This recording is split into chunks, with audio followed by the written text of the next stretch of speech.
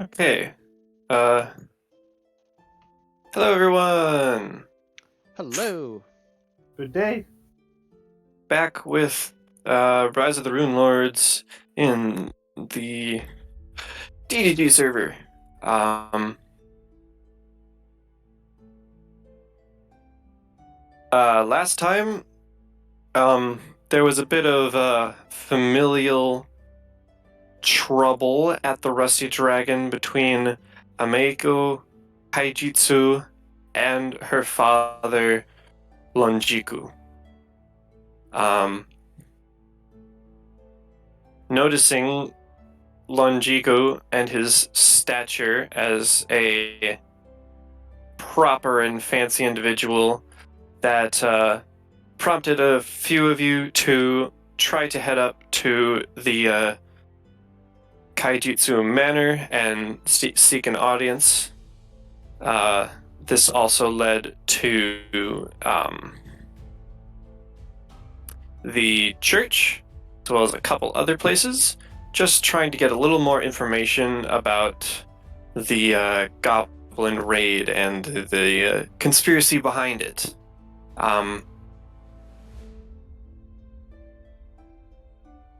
When they were finally sat down, unsure of what to do, in the late evening, early night, sitting at the Rusty Dragon, a concerned and hurried mother came in with two children, begging for the help of this band of adventurers. And that is where we will pick up.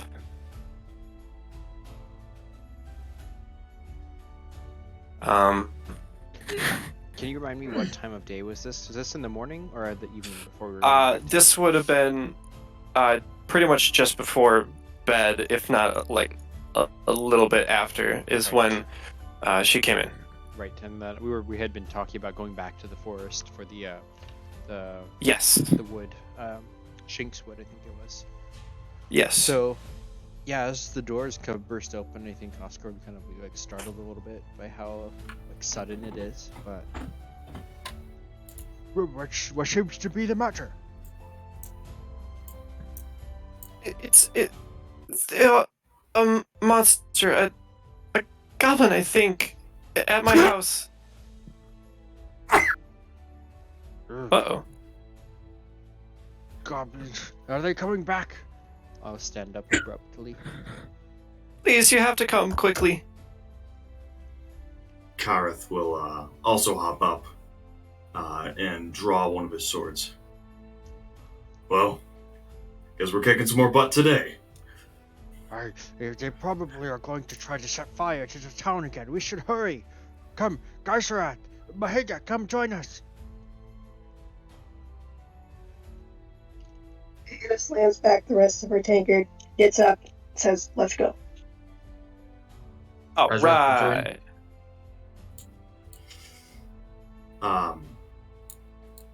Kareth would tap Kalar on the shoulder.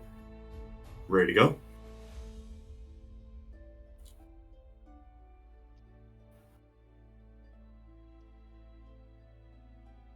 Lar? I think Kalar was having a coughing fit, but I think he is ready to go. I thought he was coming with us. I thought I thought the three of us were already standing up. Yes, quite. I'm sorry, I had to sneeze, but yes, he would have Yeah. been asking what was wrong and be ready to go with you guys.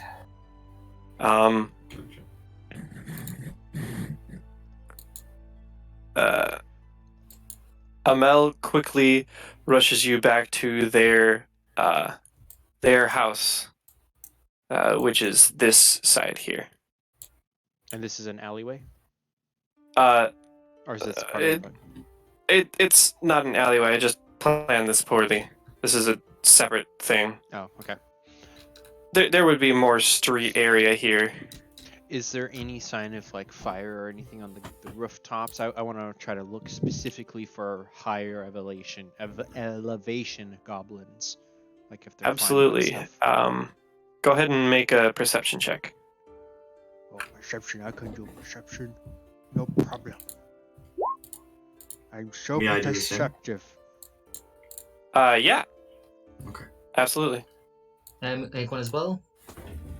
Anyone who would like to may make a perception check for Oh, wow. goblin antics, much like the ones that you have seen before.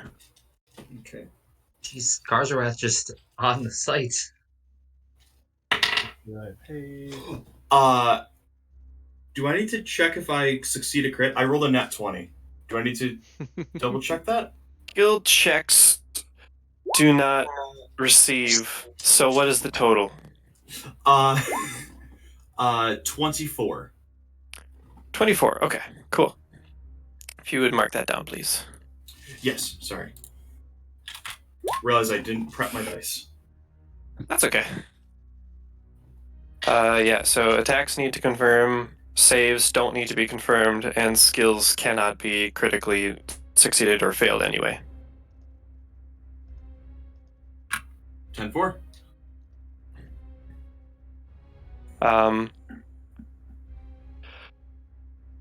Anyway, 19, 20, 15, 7, and 24. All right.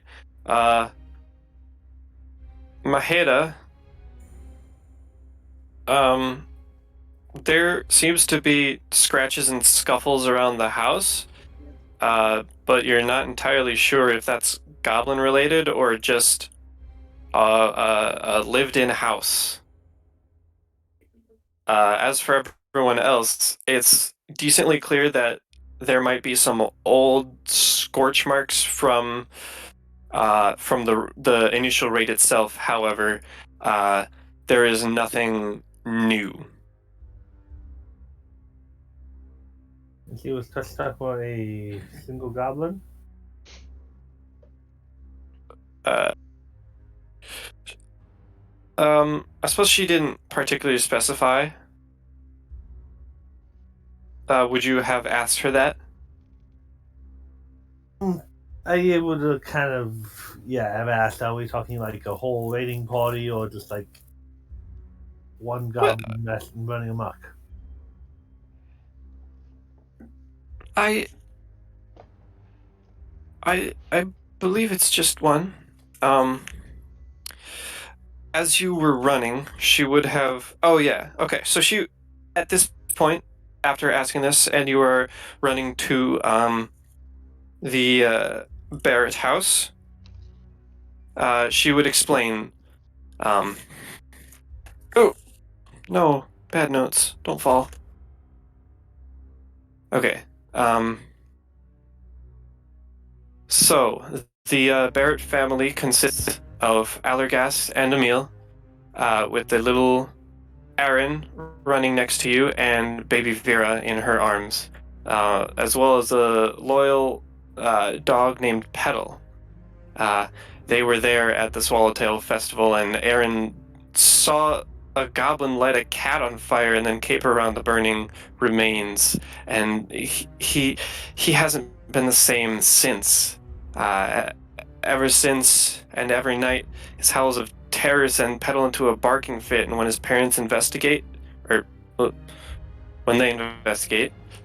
Aaron claims that a goblin came out of his closet.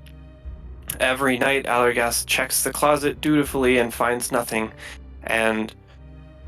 but ever since, the complaints and whines about the closet goblin have grown more and more tiresome.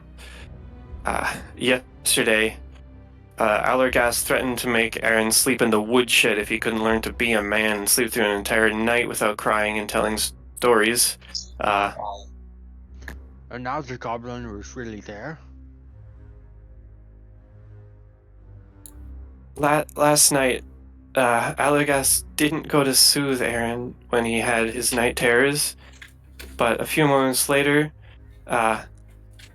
we heard Petal cry out in pain, and Aaron's screams turned shrill. When Allergast ran into the room, he found a goblin crouched on his chest. Petal was dead, a knife deep in his ear, and the goblin was frantically trying to chew off Aaron's arm. Allerghast attacked the goblin and chased it back into the closet, where it clambered into a hole in the chest.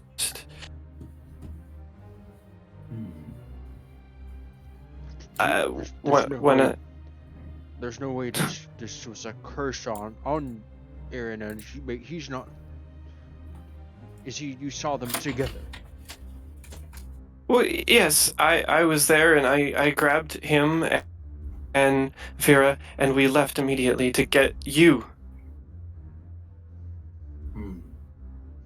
At this point, you would be rounding a corner and have used your perception checks to assess the house itself. A goblin tunnel into the town could under the house could certainly be a strong possibility.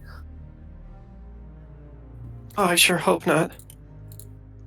We should check the bedroom immediately. Try to find out where it went.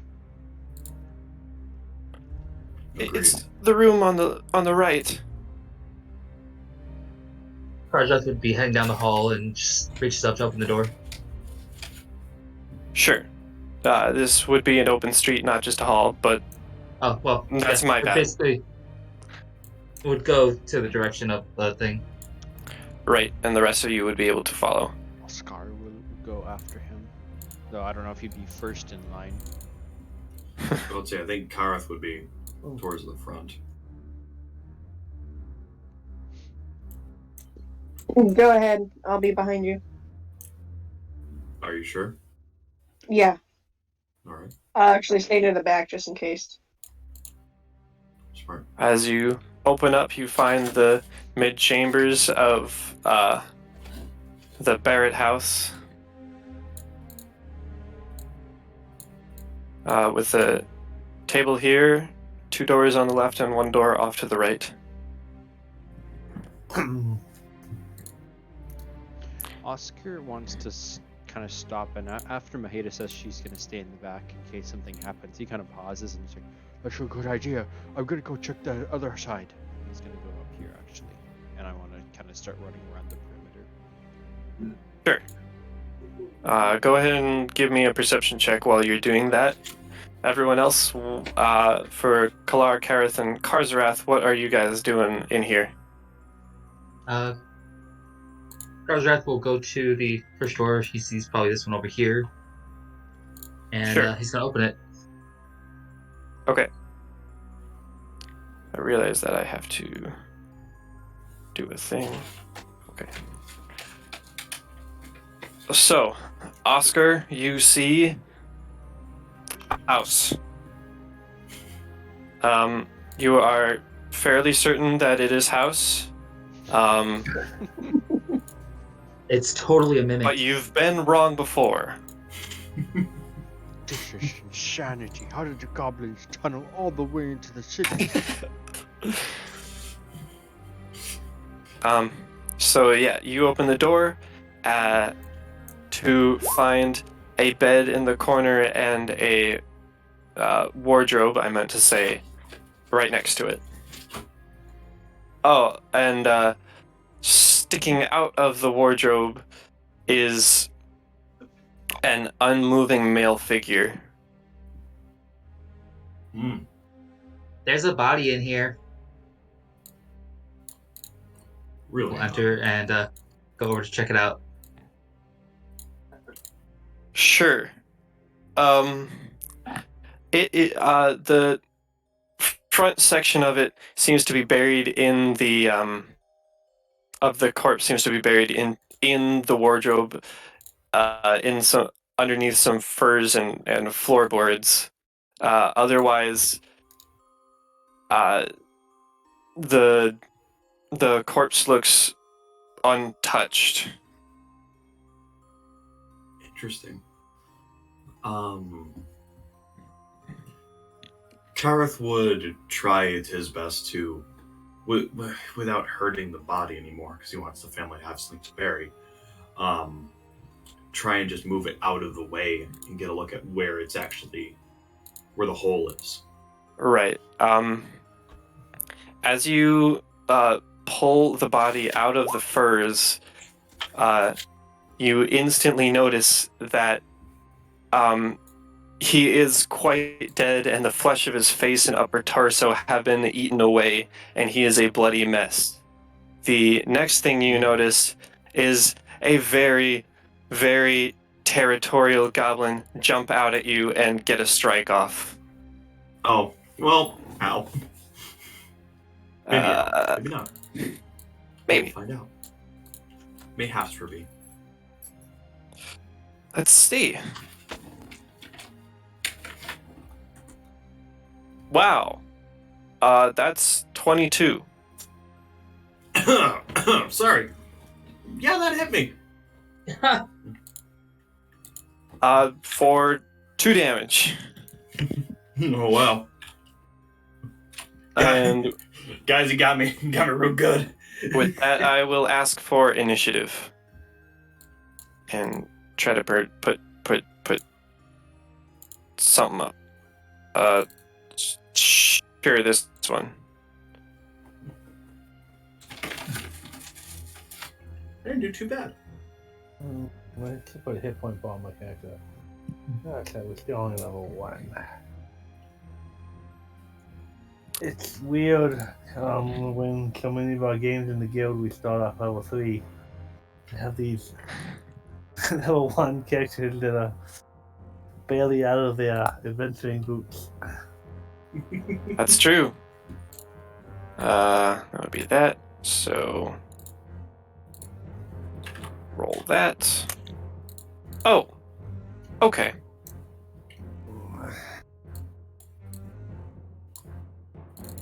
My kitty came and sat there sitting down near me.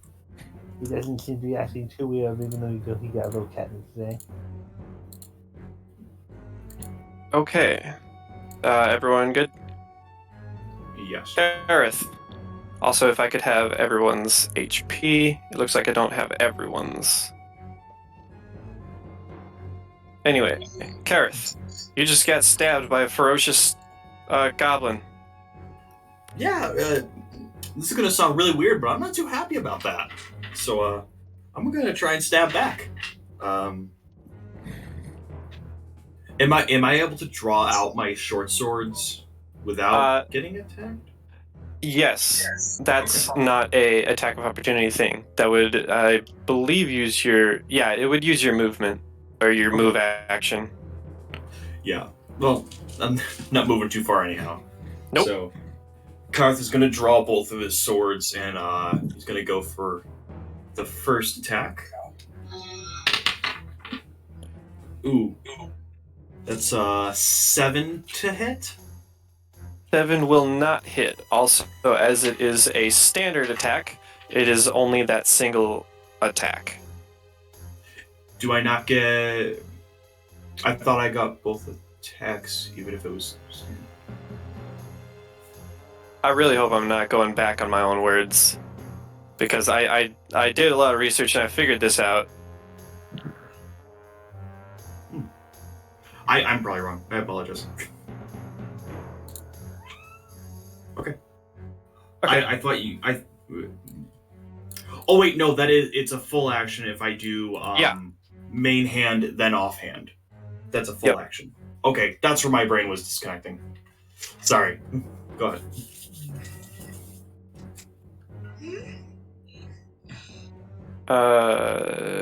Okay. So that means Oscar. Give me a quick perception check just to see if you actually caught the gobbo. Okay. You heard the goblin lurch out. Okay. Is there any windows on this side in the dark, or are any on this side? That's a good question. I'd say there is a window on there. Okay, I'm going to go down there then. 1, 2, 3, 4, 5, 6-ish. And I want to try to look in the window and see if I can see Kalar at least from here. Right. And if I cannot, if with a 16, if I don't see any goblins in there, I would at least try to like make eye contact with Kalar and try to where is she? And I think that's all I can do really. So, I guess I have a dagger. He's gonna pull it out. I think for the first time, and it's just a very thin stiletto blade, which he probably like just took from his dad or something, or his mom. It's his adventuring self-defense weapon. But that's Right. Okay. Maheda. I'd like you to make a perception check as well. It'll be a low DC, but just see if you catch the commotion first.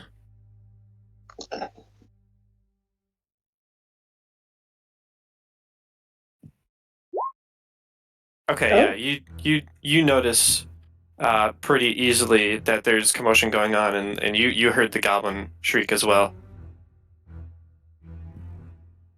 Alright, well, unfortunately it's in a small room, so there's not much I can do except move into position here.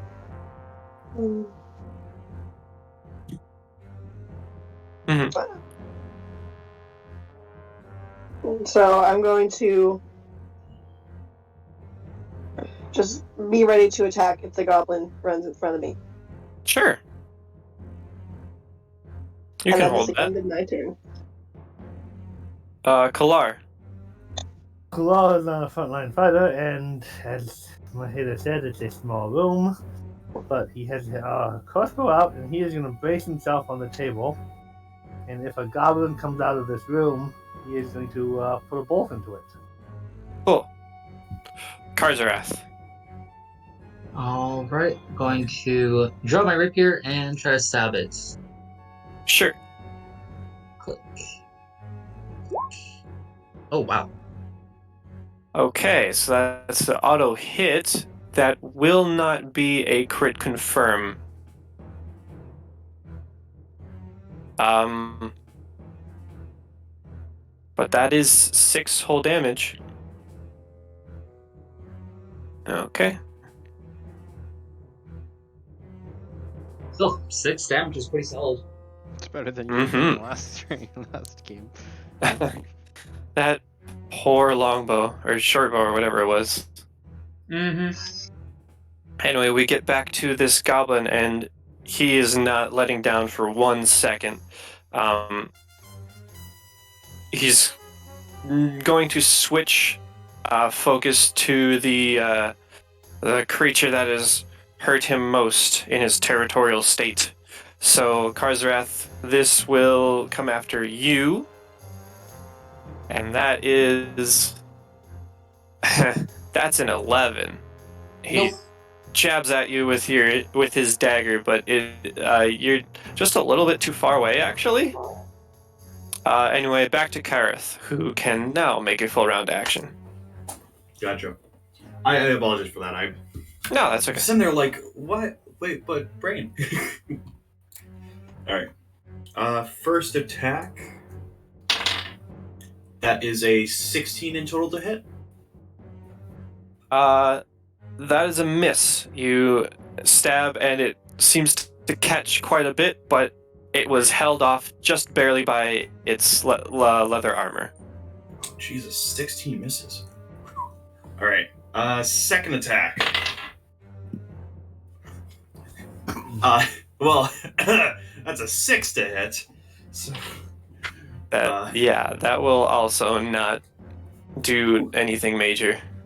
Yeah, that's turn. Maybe I should go back to just one weapon. Might help you out later with that precise strike. Oscar. Oscar, seeing Kalar kind of point towards the room with his crossbow in hand, is going to continue past the wall. And is there a window on this wall? That's 2 spaces. If not, then I'll keep circling. Along this wall, there is not. Okay. So 2. 1, 2, 3, 4, 5. And I do. I just realized my speed on land is 20. Does that mean that I can only move 4 spaces? Yes. Oh, I was calculating based off 6. So I would be using like running speed then, because Okay, so 8 that's my turn. spaces. Yeah, so I'm looking for windows. So if there's one on this side, then awesome. If not, I'll put it here. Yeah, there would be one here. Okay, and then so looking inside, I can probably clearly see Karth and Karzrath like fighting and stuff. Is it, or do I see Mahida? Is the window in the bedroom or the living room here? It is in Oh. the main room here. You would see Maheda and Okay. Kareth and a little bit of Goblin and Karzarath as well. Okay, perfect. So then he's gonna just kind of like run to a stop, kind of his boots slipping in the mud a little as he stops himself and looks in, and he is going to try to reach in within inside himself to prepare the magic, but he won't do anything because he ran. And if he has a chance or the window's opened or broken or any other goblins show up, I want to be ready. So that's my turn. Cool. Maheda. It doesn't seem like any goblin is stepping out of the room. At least not last turn. Yeah, so I'm just going to ready in action that if it runs out in front of me, I'm gonna punch it right in the face. Alright, readied again. Kalar. Seeing the I have got that covered, he is gonna go over here and open this door with his crossbow pointed into the room. Sure. You find the main bedroom. We'll scan the room for goblins, and I guess he wants to do a good job. Yes. He's not gonna just do a quick scan. Okay, so I will have you basically use your standard action as perception for this. Ooh, that's Right. That's a really high perception. critical on it. Not this may not be the most Wow. important. Well, but Not quite, but 29 certainly is. You are, with the 29, you're very certain that there is the only scuffle that happened in here was the Barrett parents getting out of the bed quickly.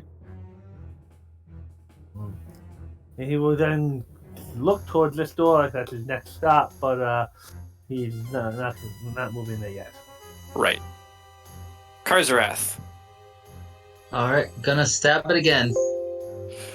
Just a reminder that flanking does grant you sneak attack. Alright. So, we'll move around it then. So, okay. I say that preparatorily. You may take a 5-foot step into this spot for this turn.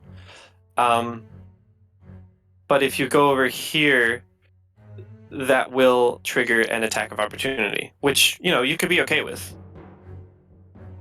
It didn't seem like the stab did all too much on Kareth. Yeah, that's fine. Okay. So it'll get a hit off on you, or it won't because that's a 10. So that was his reaction, and you now have flanking, which is a +2 for you, and the chance for sneak attack. And attack. So that's 9. Unfortunately, a 9 will not hit.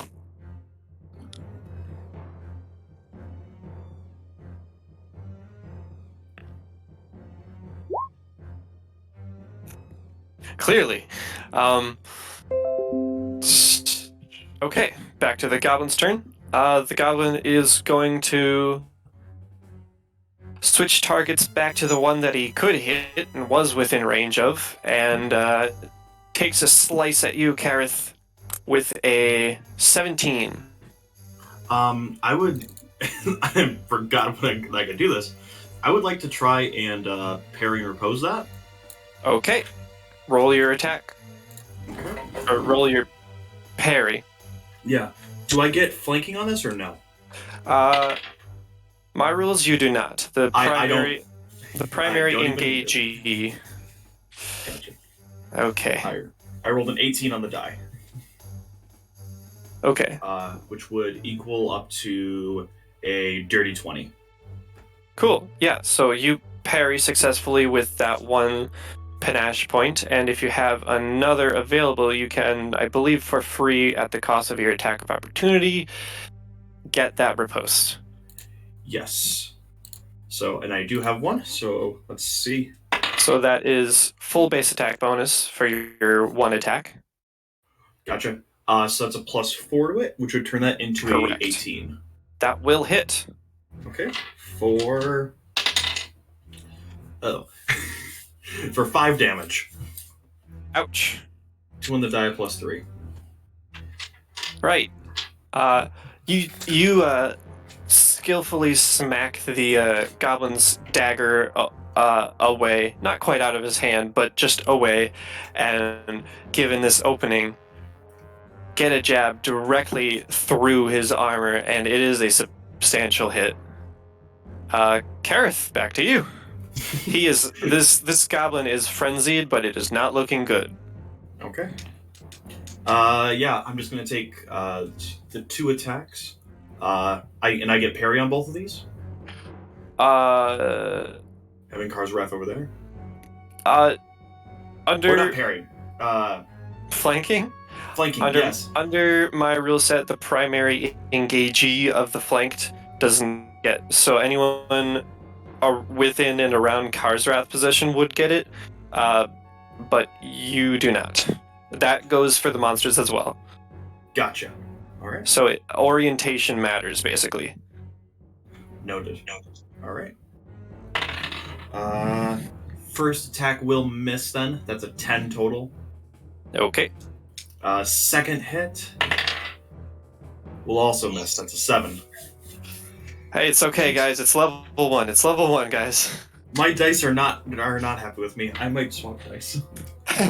Hey, you got that parry off. Yeah. That's it for me this turn. Sure. Oscar, with your observing, it does not look like there has been any attack upon you. That's excellent. Does glass affect a spell if it's within range, but does that count as a barrier if I'm trying to cast something? It does count as a barrier. For certain spells that get to move through barriers, it would probably count as just stone. Okay, Because so in a way it kind of is. specifically, I want to cast Ghost Sound, but I think that is a ranged thing, and this would not be thick enough to block that because it's not like a ray. It's not like a traveling thing. It's just something that happens. So you should be able to. I'm going to rule that you will be able to. okay. I'm going to having harnessed the internal power that I have got.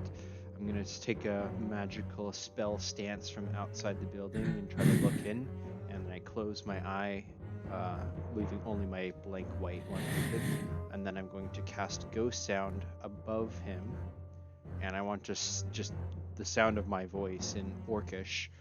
Hey, little goblin, I'm right above you. Look up at the ceiling.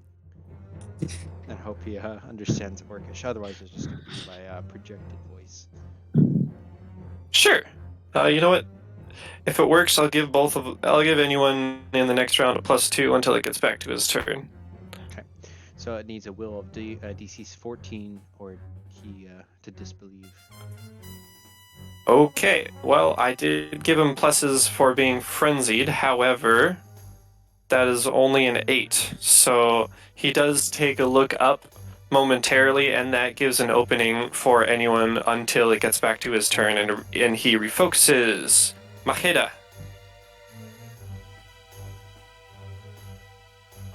Unless you would like to move, Oscar. No, I want to kind of keep line of sight. I'm confident that there's no windows in the bedroom, so he can't escape except through this doorway. Right, there's okay. a tunnel. Good. Yeah, I'll stay. Maheda. Aheda's getting tired of not fighting the goblin. She's gonna go in there. I can move through my ally square, right? You can. I'm just stopping it. Let's see. So that's. I gotta move on Karzarath, and then he went, so he would be able to get an attack of opportunity on you. Fair enough. Go for it. And that'll be a 20, dirty, That hits. for 2 damage. Can you Ouch. remind me the trigger for his AOP? Was it Attack of moving in? opportunities is moving from a threatened square. Oh, so it doesn't matter if you're leaving the threat radius, or just because you're moving within his radius? Leaving or moving within triggers attacks of opportunity. Coming to does not, because you are not leaving any threatened squares. That's wild. But And- it doesn't, and what what- about if you take multiple movements like she just did? Is it one per move if they have that many reactions? If they have, yes. Dang. Okay. Not a lot of things do, as far as I can tell. There's I'm new feats, though, though. so There's feats So- that allow you to, so that could be a character Yes. build right there. I could be. The thing with 5 foot step and withdrawal is you basically de-threaten that one square so that you can move from it Mhm. at least once. Maheda, you are in position. Alright.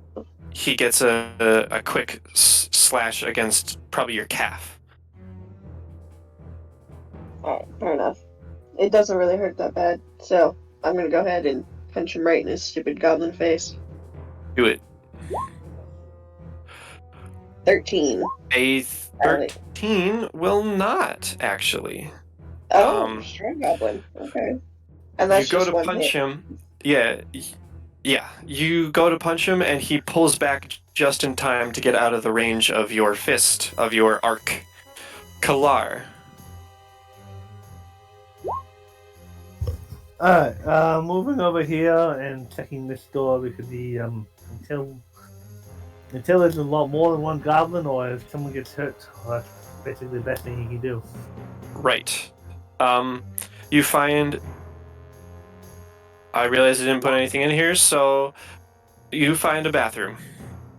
Okay. Uh, He would then just move back over here and use the table to prop and aim a shot towards the door. 15, 20, 25. Sure. Do you have at least 25 movement speed? Not with my encumbrance currently, so. Yeah, you would be there.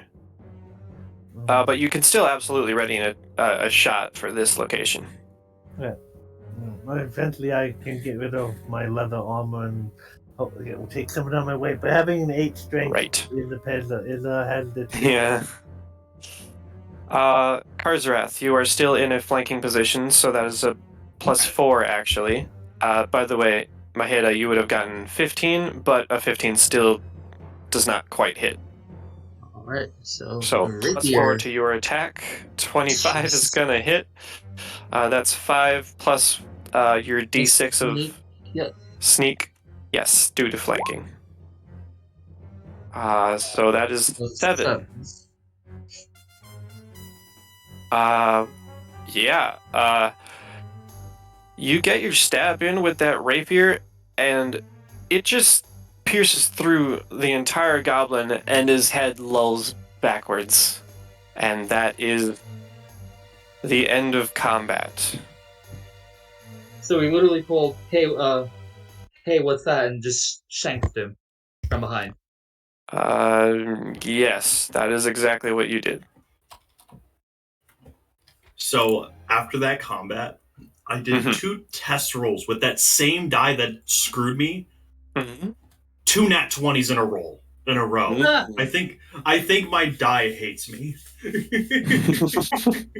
So I don't know. It had a curse. The goblin cursed it.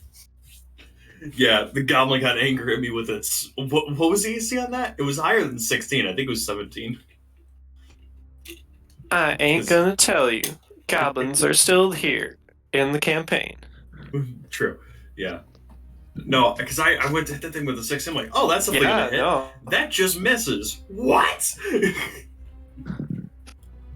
Crazy. I'd like to run, but seeing kind of it fall, I want to run around the corner and kind of enter it back in.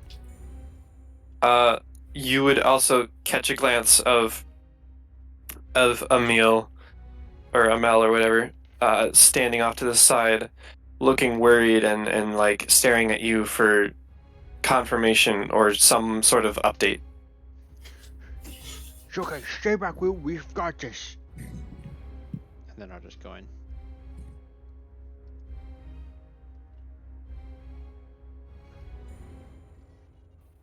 You are met with the lowly lit Barrett family house front room.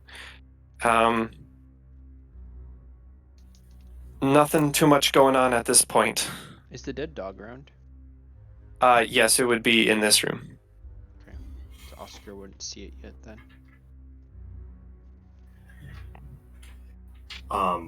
In here, Kareth. So was it just in the wardrobe, or is there a hole behind that? It's underneath the boards of the wardrobe itself on the floor of the wardrobe are loose and removable, and underneath is a pit, a crawl space. Gotcha. Does it look like it's big enough for Kareth to fit, or does it look like it'd be a pretty tight squeeze? Fit completely? No, but you can take a look in the way that Allergast did. Gardrath would probably fit, I assume. About to say, Kareth is not gonna stick his face in there. Last time he did that, he got stabbed. He's not doing that again. Ah, Ada would, but I don't think she'd fit. Excuse Probably me. bigger than a human. Gardrath is 4'6". Would he fit? You'd be able to get a little further.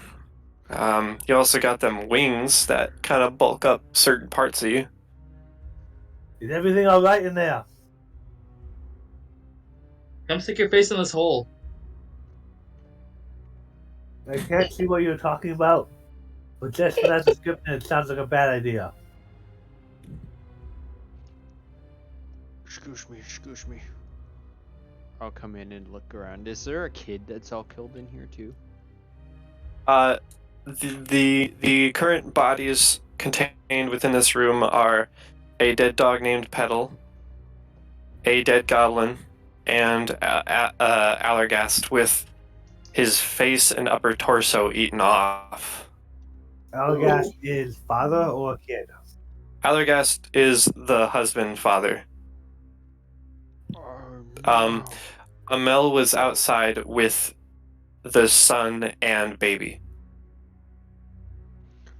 This is very bad. Oh no.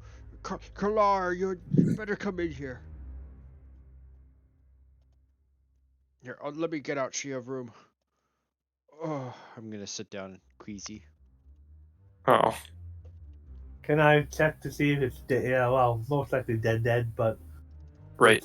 he would still check. Yes, you can check with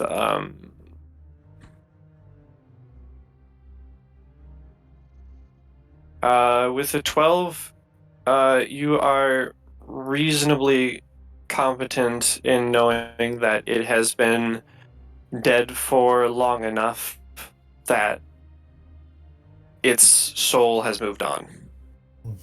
There's nothing more. It's been dead for too long. My magic cannot. It's not strong enough to. There are some powerful who maybe are still dead, but my magic can simply heal. The soul has already passed.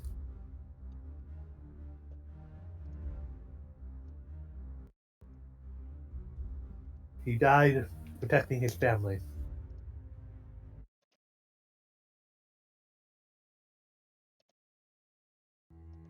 But we should break it to the widow kindly. Not it. Not it. Damn. I will just start push myself up from the table and Take a deep breath. I'll go back in the room first, actually. And I will go pick up Petal. Then I'll start walking out the door. You best cover the husband, the father. He should know no visage for them to see. And I'll go out to the family. Can we carrying lay the it dog. down? Lay it down respectfully and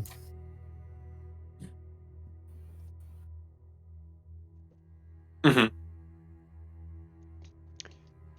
So very kind of solemn Oscar kind of steps out. He's got his robes. I kind of imagine them almost like Jedi robes with the way he is as a sorcerer. So just kind of brown, Sure. long robed.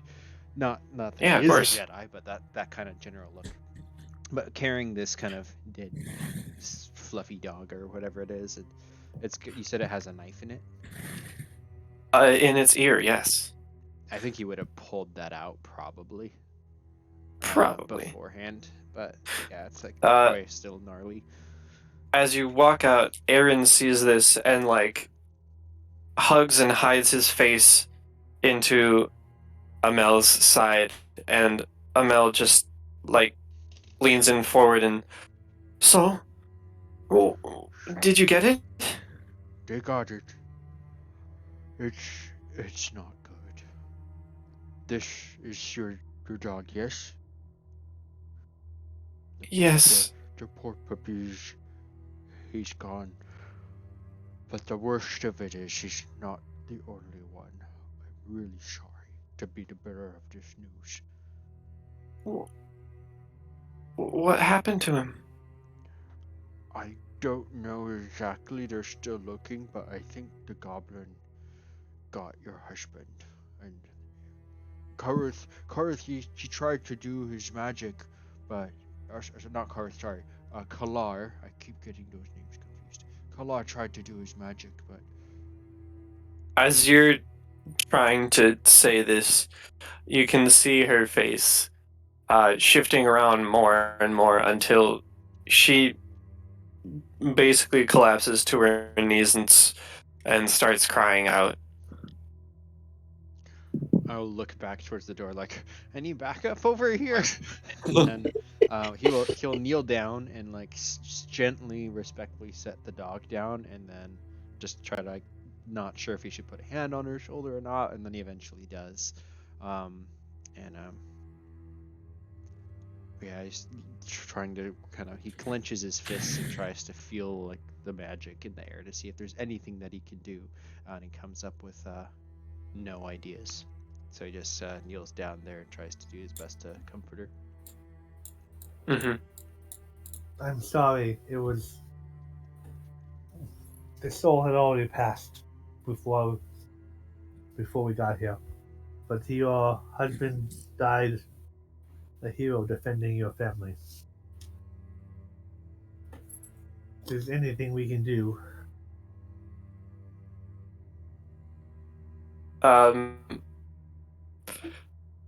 She hears you, but she is kind of inconsolable. But soon after, oh, how about that? Soon after, Baylor, or Belor, I don't remember how I said his name. Sheriff Hemlock comes charging up to the scene to see what's going on.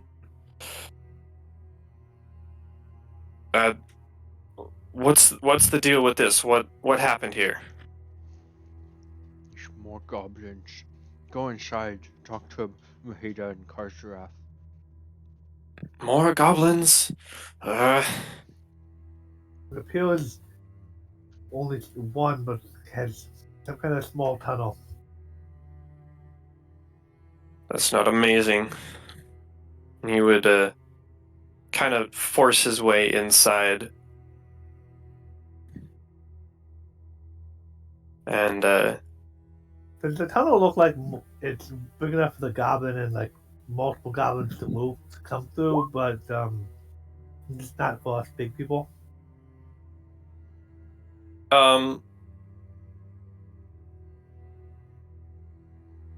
You. Oh yeah, you did get in there.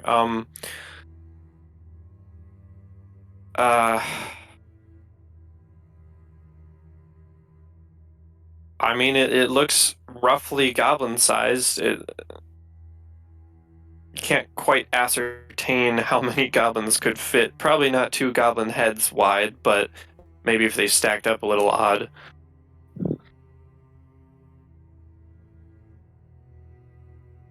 He wasn't going to stick his head down there. But If no one else is, Sheriff Hemlock certainly will. Kicking aside the goblin body and taking a look himself after noticing the scene.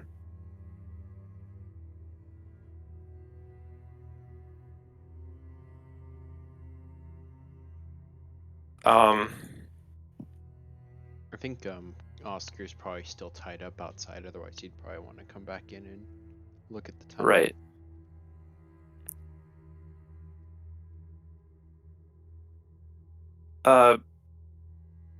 The sheriff pulls his head back, and just gives a huff, and then says to you, the you in the room, it's just the crawl space. Must have hid here after the goblin raid. And walks his way out to the Barretts, the remaining Barretts. You have nothing to worry about. It truly was just a single goblin. I'll take it from here. You all get a nice rest. Thank you for helping us again. Oscar will stand up and just kind of fade away from the family and kind of go back inside. how much does a room cost? Like in the inn?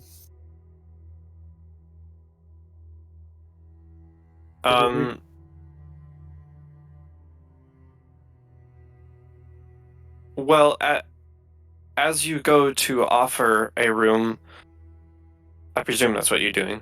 I don't think they're gonna want to stay here tonight. Yeah. The Sheriff Hemlock says, it's no worry. We'll arrange for them to stay at the cathedral for a couple nights. I'll get news to family, and we'll figure this out. But until then, they'll be staying at the cathedral.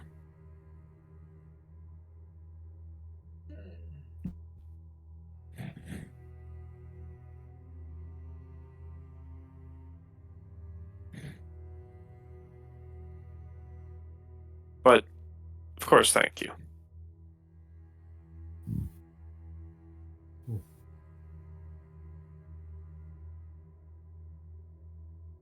You would say the others, come, let's go. The sheriff has taken control of the situation. We know he is not asked for help. To linger here longer would only give more claims to the what's his name, Baron or the rich guys. Complaints about us doing more than we were asked or getting in the way.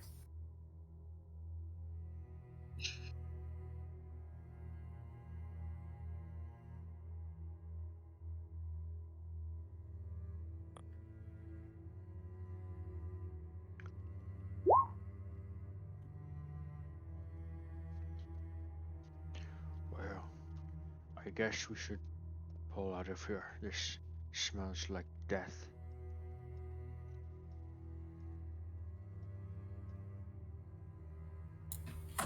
I am so sorry I've been so quiet. My Discord has been sitting at like 5,000 ping for like 10 minutes now, and I've been doing everything I can to fix it, but I haven't been able to hear or say anything. So Yikes. however long I was quiet there, my Discord was sitting at 5,000 ping and just nothing was happening. It took me a minute. I'm like, man, people are really quiet suddenly. I'm like, I looked over my ping. I'm like, oh, that's why. Shout So out I to me a apologize. couple months ago Yeah, for a couple months as well. yeah. The kid Oh is boy. being quiet. So, outside of character, well, hey, think of the bright side. At least she saved hundreds of dollars on her car insurance by switching to Geico.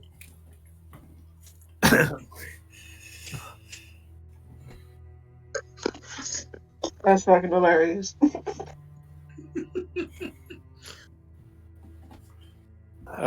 Baylor nods you off as you take your leave.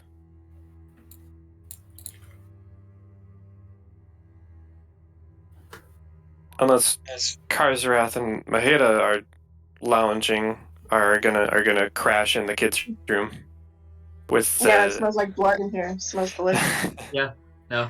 Karzrath would be going with the others.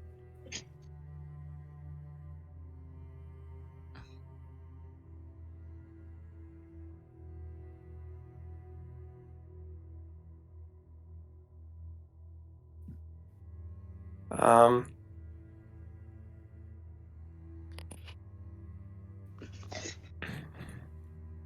Right. Oop, don't press F12. Note for you, don't press F12. Or do, but just press it twice. Why not press it 4 times? The same thing as you press it twice. Exactly. Anyway, you make your way back to the Rusty Dragon Inn and find fewer patrons out as a couple of them have gone to rest.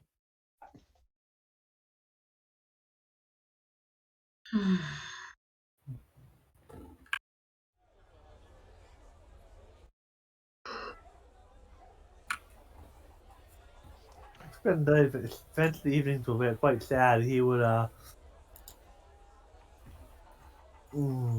want to probably head fairly quickly to bed, and he would just see the others in the morning and would pray for the family and think on the events. Why ping? Why ping? No, wait, no. Damn it. Oscar wants to go after the goblins, I think. He awakens kind of after not a lot of sleep, probably tossing and turning quite a bit. But he'd awaken and kind of go down with all of his stuff, what little adventuring gear he has, but kind of like expecting that they're gonna go out to the forest again or something, and he'll kind of look around to see if the rest of the group's there or anything. Unless otherwise specified, you probably are going to be the first one down. And what you find there is Baylor once again sitting there waiting for you all. Karzrath will be down, like, nomming on something. Down at a reasonable time, but not like incredibly early. Right. Maheda's passed out on one of the tables. If someone shakes her, she immediately wakes up. Oh, that's about right. Maheda, No! What? are we going? What's going on? Goblins? I want to kill my goblins. They're evil. I think we should go to the woods, and you speak goblin. I agree. I We need should you take to the fight to the goblins. Yes, the I'm with you. Tickwood during the boar hunt, the Tickwood didn't see any goblins, but the Shanks one, we know the goblins are there. I think we should get the others and take them with us to the woods and go find out why they're in the city and just, they're just evil. They killed that guy. Oh, it makes me so mad. I hate goblins. I learned the language just so I can insult them. That's beautiful. You should teach me some choice ones so I can tell it to them when I cast my spells. Excellent. I'll teach you how to insult their mother. I just imagine it ends up coming out as, "Are you my mummy, or will you be my mummy?" I think I'm gonna go wake up the others. I don't want to sit around so long. I'm ready to go now. And it's, I'll go upstairs and see if I can wake them, and I'll run upstairs. Sure. There's Um, knock on all the doors. I feel like you reasonably know where your party is located. Okay, so yeah, I'll knock on Karzarath Kalar and Karth's doors. And it's There's no answer Cards from are Karzarath's room Sweet. because Karzarath is already down below. So you're just knocking at the room. There's no response. like, come on, Lisa Bird, get up. Where are you? I need you downstairs. Knock, knock, knock. Go across the hall. Knock, knock. Kalar, Karth. Kareth would come out. Sorry, I'm watching my ping like a hawk. It'd be like that. I don't know why this is. Oh, jeez. Oh no. We can hear you good. Uh-oh. Or we could. Hello. Do you have Roll20 like chat available or Discord chat?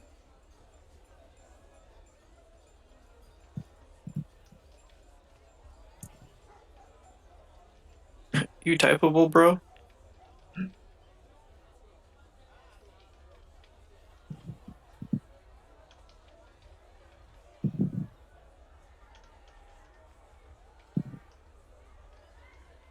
I hear typing. That's probably me. Well, that's right. He was already.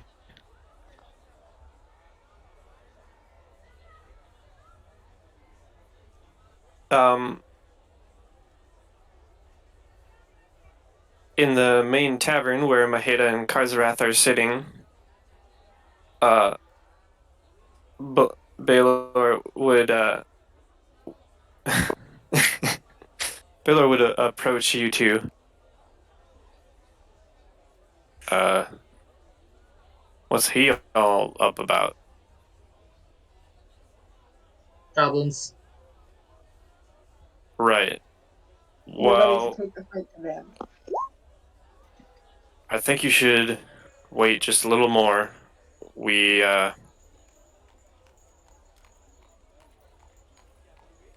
got some information for you, and it is around goblins. So, just please convince them to come to the town hall.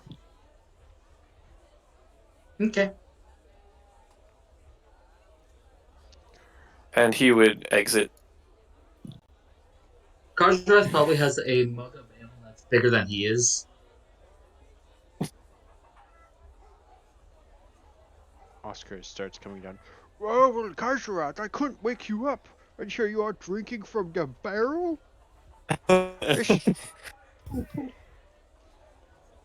too Like, early. just looks over from the giant mug. I've been here the entire time. What? I did see you behind that drink. Come on, it's too early to get drunk. And I will, like, kind of take a double take at Maheda, like, to make sure. Like, He is also drinking, just sneakily. he just runs ahead. This early in the morning? Ale is breakfast. Well, what did Baylor want? I saw him leaving. He wants Something us all about to come to the goblins. town hall. Well, okay. I was gonna say we should all go to the woods, but I guess we could just go there first. But you should stop drinking. It's going to get you drunk. Oh no. Generally. Drinking is bad for you. It gets you drunk. Just stares and wyvern.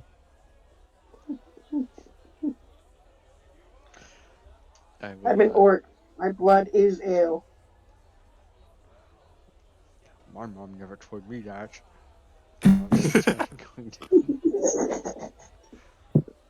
Thought there were more dwarves. Dwarves wish they could outdrink me.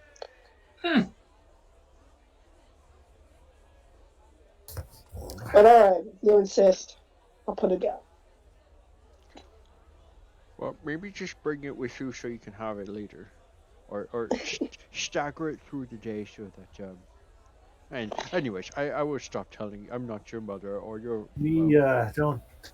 There is a few ceremonial wines for some ceremonies at the monastery, but otherwise there is no alcohol within the monastery.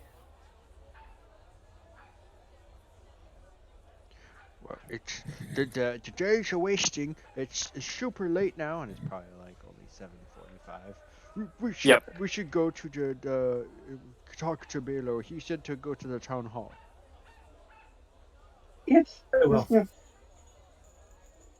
everybody's ready.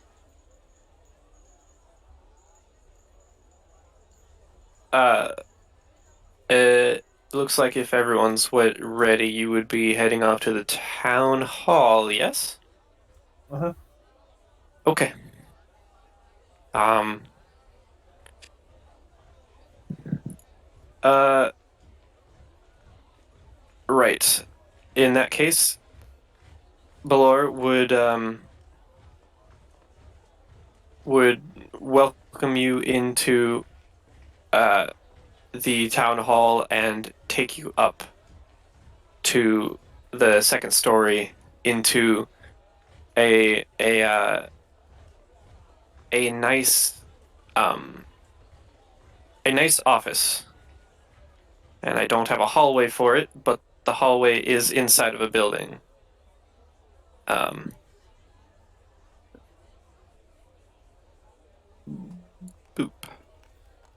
Doop. Doop. Doop. And doop. Sorry, just moving tokens around.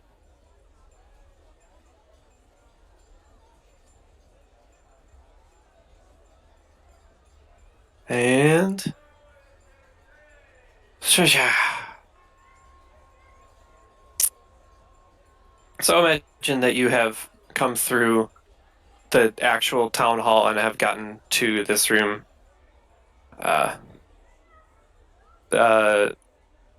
Baylor thanks you all for being here and then ushers you in.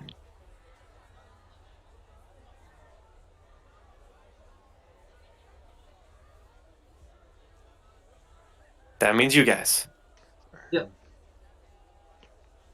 Yes. Well, you asked for us to come here. Yes, and everyone, this is Mayor Deverin. Pleasure to see you. Yes, pleasure to see you, and thank you once again for helping us in the Sandpoint Goblin raid. There was another goblin last night. Did you? I assume you know. Yes, I do understand that. That's partly what we're here to talk about. Everyone, this, and he will gesture towards the elf sitting in the corner. This is Shalelu. She's an unofficial member of the Sandpoint's Town Guard. And these, he gestures to you all while looking at Shalelu, are Sandpoint's newest crop of goblin slayers. Shalelu has been a thorn in the side of the local goblin tribes for years. A few in the region know more about them than she does. Even Hosk is a little out of his prime at this point. I'm not classifying myself as a goblin slayer, but we are simply it is the will of it is the right thing to do to help people. Right, I understand. So, this goblins themselves are not strictly a Sandpoint thing. Um,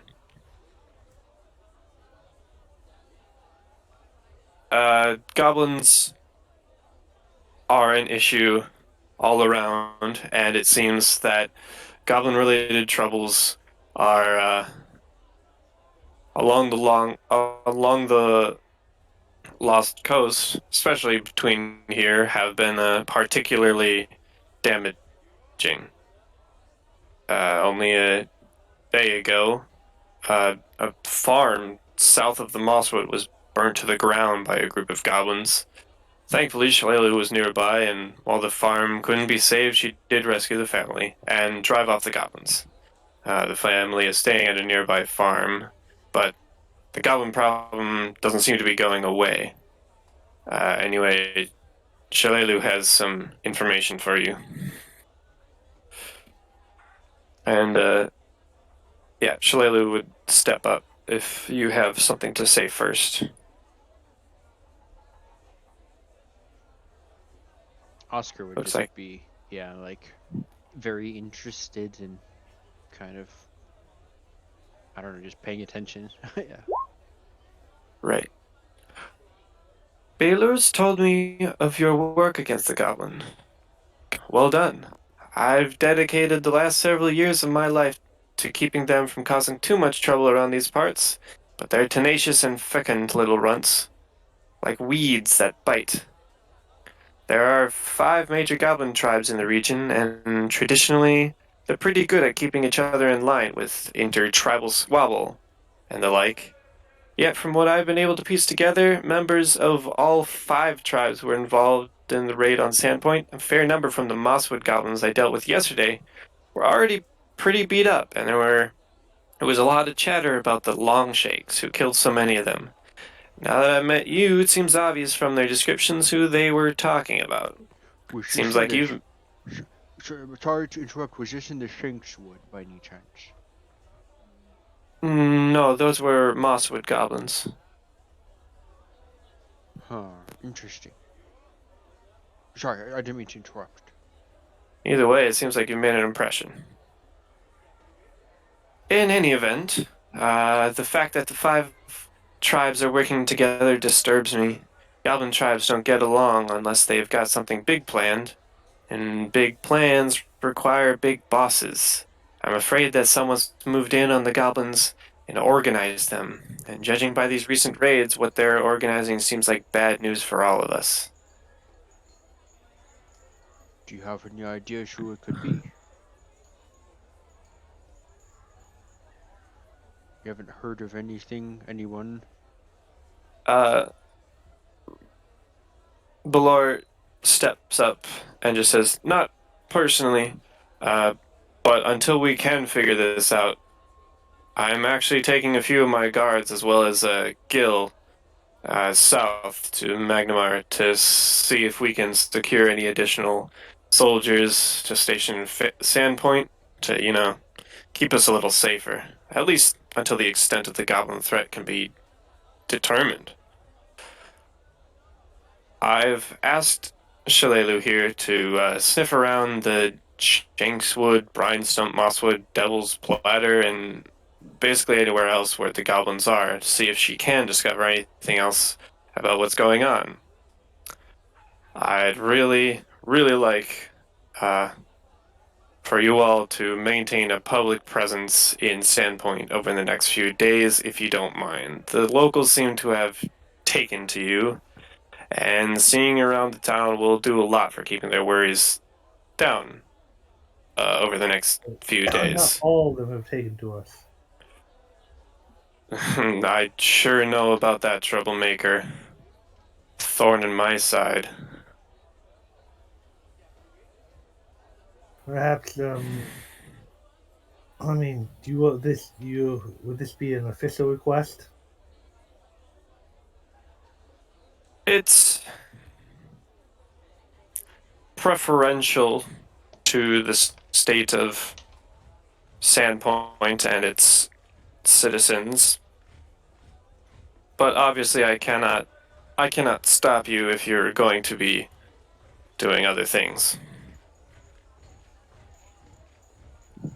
I merely wondered if this was an official request where, on the books that that we would not be looked at us sticking our nose where we do not belong. Oh, of course. You would have amnesty for that. I think that's the right word. How many days will you be gone? How long does it take to muster the troops? It'll take as long as it takes to get down there and back. A couple days. Um, I would really, I'm very interested to see Shalelu. Well, my name is Oscar. I'd be very interested to know what you found out about the tribes in the area. Perhaps we can try to figure out who's behind this threat. That I can do. I'd actually like to talk to you a little bit more about what's going on. And this is the full image of who you see. What concerns me is we basically, well, that's who started it, but we basically declared mutual war on the Goblin tribes. Have you now? Well, if we are sending troops against them and they have attacked us, if we are continuing to assault uh, the actions of what has been going on here, seems to indicate war has been declared. While genocide is not an option I like, I see the long-term solution. There seems to be little option other than bring victory to this war, or someone far better than me negotiating. Uh, Baylor would step in and raise a hand, and I see your point, but war is not exactly what we're going for. The hired hands would be for protection of Sandpoint, and our main goal in this is effectively to disorganize the goblins. Once they're back in their relatively harmless state, things will go back to normal. It seems to me that lighting a goblin village on fire, or perhaps all five, that might help to disorganize them and make them focus on their own troubles.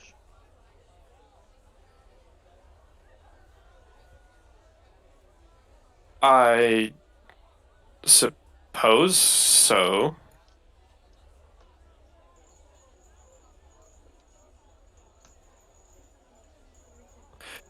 I think I that would be a good backup should we not be successful. But I think our main goal at this moment is taking out the mind behind the organization. Do you have any additional leads? Shalelu, perhaps do you know anybody who can muster the goblins?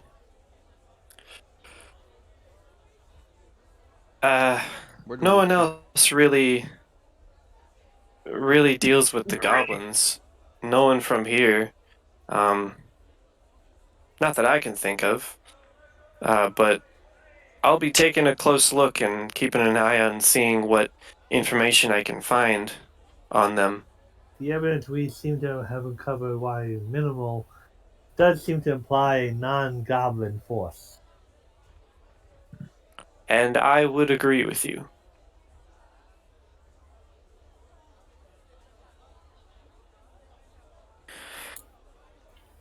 Quick test, Anyway, can you guys hear me? heyo. Guess not. Yes, That sounds one-sided.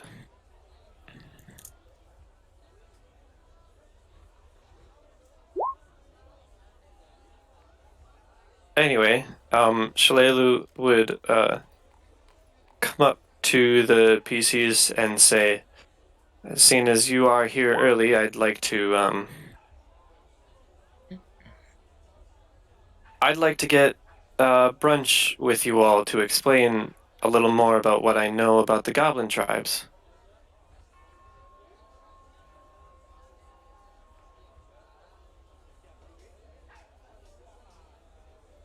Where would you recommend? I mean, I have a room at the Rusty Dragon that I have for free. So I'd assume that we could go there.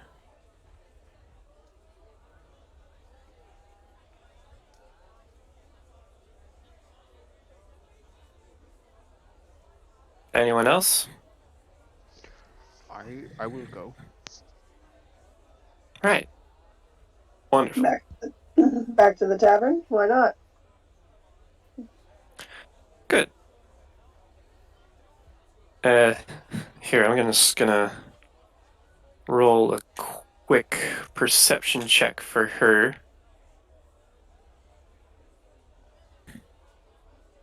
She does have stats. 1 second. Aha. Yeah, with a 28 on her perception check, she just sniffs and says, "Yes, back to the tavern, where I assume your drinking will resume." Of course it will. I don't drink. What else am I gonna drink? She just gives you a curious look and then heads out further towards the Rusty Dragon and waiting for you all.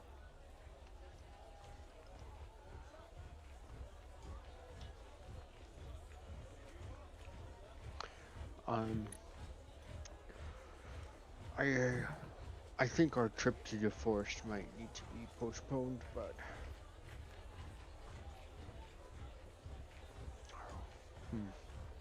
when do you leave, Baylor?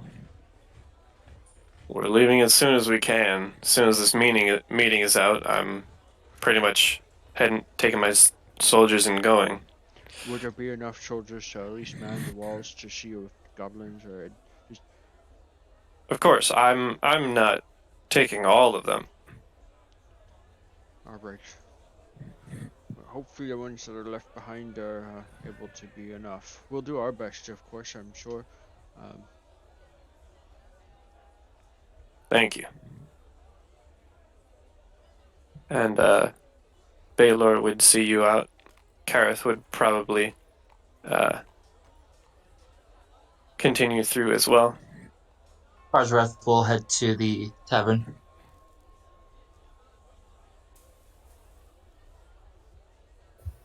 Okay.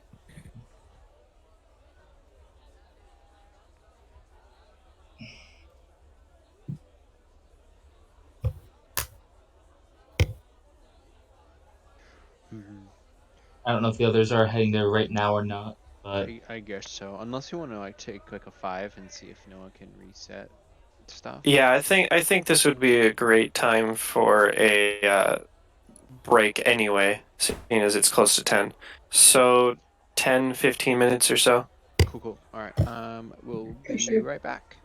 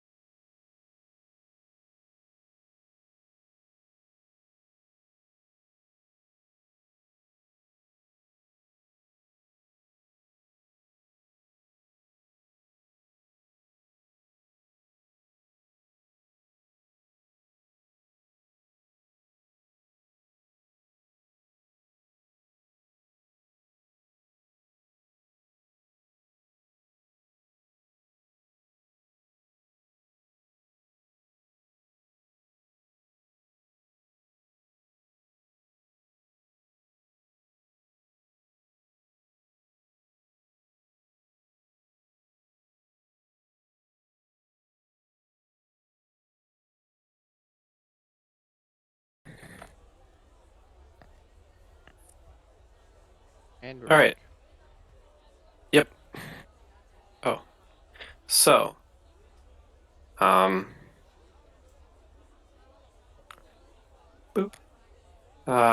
Shalelu walks with you back to the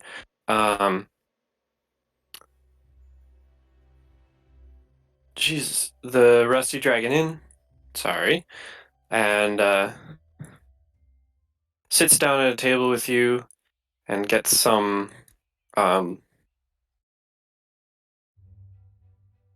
some late breakfast with you all, though it actually probably isn't too late, so it's probably just regular breakfast. Second breakfast? If you already had some, then yes. Yeah, Oscar skips Um, breakfast, so he'll get Karzarath something. Karzarath would go up to the bar and return a moment later, once again with literally a mug twice the size as him.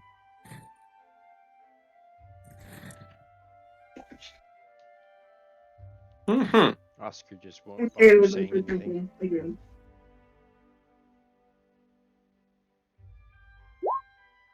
I would be happy to roll a fortitude save if we get into combat later. Understood. If anybody looks into Karzarath's mug, I don't know if they would or not, but it's basically like what seemed like too big for such a little guy to have. Yeah. Blowing people's minds over here with technology. Yeah. Basically, if they look in his mug, it's milk. Fair enough. What's that for the Like, cereal? I jest, but Maheda, I will probably have you roll a fortitude save.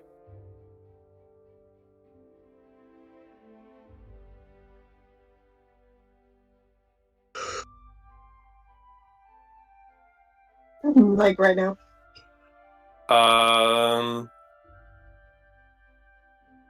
Just remember to do it before the end of the meeting.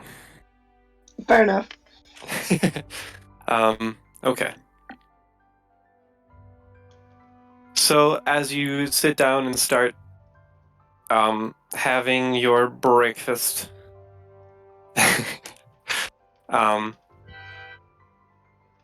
she begins. As I mentioned earlier, there are 5 major goblin tribes in the region. The closest to Sandpoint are the Bird Cruncher goblins, who live in the caves along the western edge of the Devil's Platter. Although traditionally these goblins are the least aggressive of the 5. Yet they still took part in the attack. Quite. To the south of here are the Licktoad goblins of Brinestump Marsh, pests who are excellent swimmers, and the name for it, Licktoad, is pretty accurate.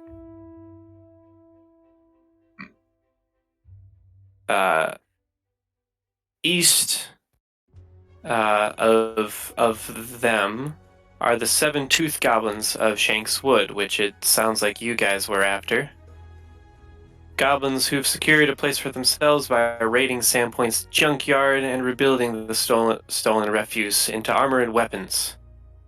Farther east are the Mosswood goblins, likely the largest tribe, but one traditionally held back by feuding families within their own ranks.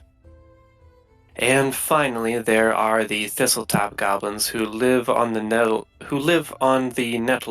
coast, atop a small island that some say holds a passing resemblance to a decapitated heads. The goblins generally hold short, violent lives, and it's unusual for a single goblin to achieve any real measure of notoriety, but when one does, it's well earned. Currently, there are 6 goblins known in the region to enjoy the status of hero. Big Gugmut is an unusually muscular and tall goblin from Mosswood who, it is said, had a hobgoblin for a mother and a wild boar for a father. obviously false, but they're goblins, so. Uh, Sorry, I'm just trying to write them down. I realized I missed one. Sure. I'll quickly run over that. Bird Cruncher goblins are from the Devil's Platter. The Lick-Toad goblins are from Brine Stump Marsh. Seven-Tooth goblins are of the Shanks Woods. Mosswood goblins, well, they're the Mosswood goblins. Mm-hmm. And then Thistletop goblins are in the Nettlewood Coast. Okay. Yeah, so she continues. Big Gugmut is an unusually muscular and tall goblin from Mosswood who, it is said, had a hobgoblin for a mother and a wild boar for a father. Corvus was a champion of the Seven-Tooth tribe, as well known for his short temper as he was for his prized possession, a magic longsword sized for a human that the goblin stubbornly kept as his own, despite the fact that it was far too large for him to wield properly.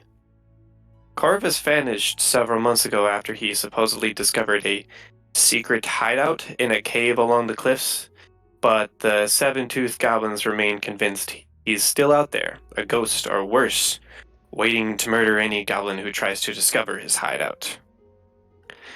Vorka is a notorious goblin cannibal who lives in the Brinestump Marsh, a hero mostly to goblins other than the Lick-Toad tribe.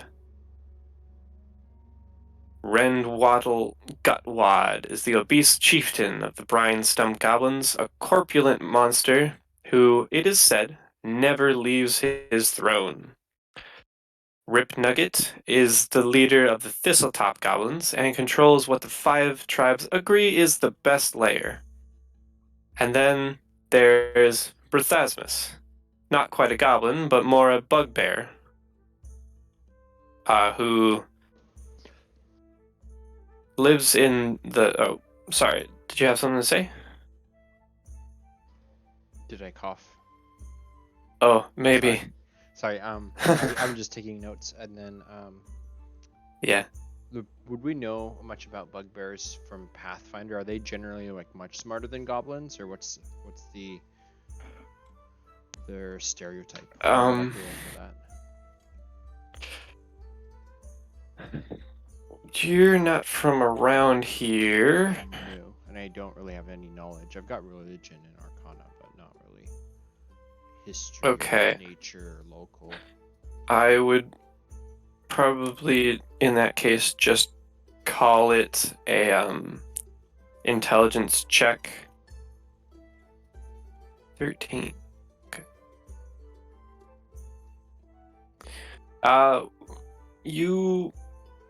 You would know that they are the largest of the goblinoids.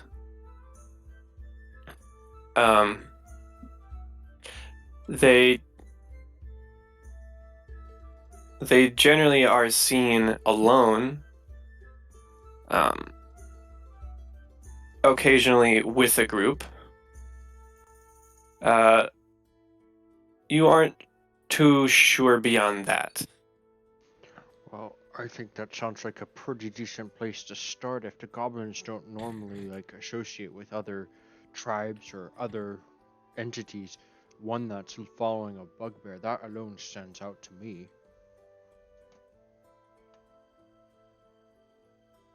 That's a fair assessment. This is the Thistletop, right? Oh, sorry. Where are you pointing at? I was trying to scroll on the map to find the different places. There's Brinewall was the... Is that where the one of them is, or no? Where am I? Your Sandpoint. Okay, so He's going down to Magnamar to get soldiers, and then the Shankswood and the Tixwood are here. Am I gonna find these places in the map or no? I don't see. Right. Why are some of these? I can get to some of the red spots I put down, but not others. Are some on Token Leader versus Oh. map? No, they are all map. I will remove what Oh, okay. Um, I see it now. has been told for you. Through Sandpoint. Oh, so this There's is Sand. pretty far. Yep. So the Brine Stump Marsh, the western chunk of the Devil's Platter, or eastern? The left side would be west. Yeah. This section of that. She said the Shankswood. She also said Mosswood, and she said Nettlewood. So, that is the information given to you. I think we need to go. Well, the Shankswood is where we encountered some previously. You said you dealt with some of the Mosswood tribe recently, though? I did. A farm near there.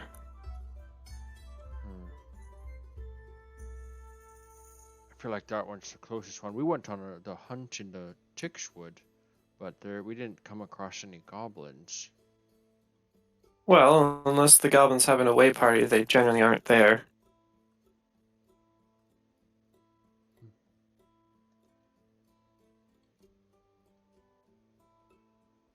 So the Brinestorm ones, that's the one with the corpulent, fat Goblin King and the cannibal one. What about, is that also where the Hobgoblin is, or is he Hobgoblin or Bugbear? Prothasmus is a bugbear. He's also a ranger, and particularly hates elves. I've kind of been in a scuffle with him. Oh, you survived. More times than once. And he's down in the marsh?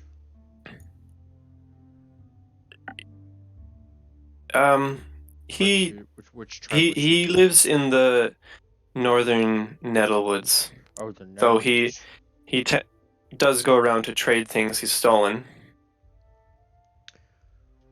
Well, I would like to go and try to see if we can take care of some of these tribes. Though I think possibly the marsh sounds even more dangerous than the Nettlewoods.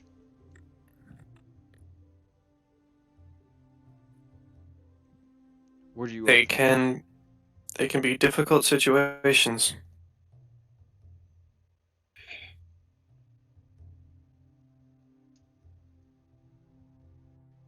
What does everyone else think?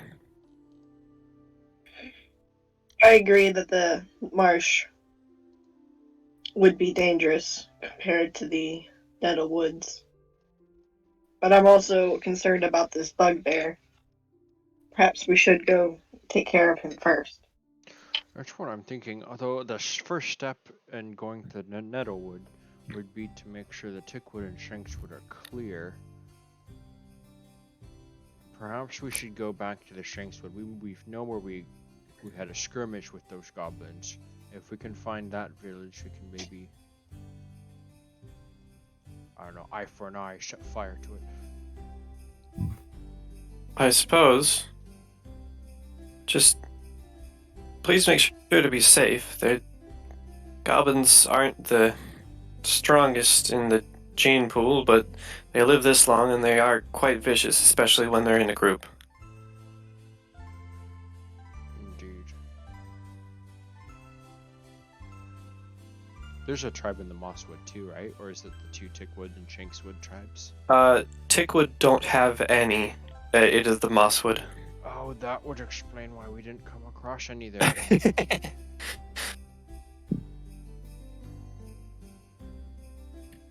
Yep. I see.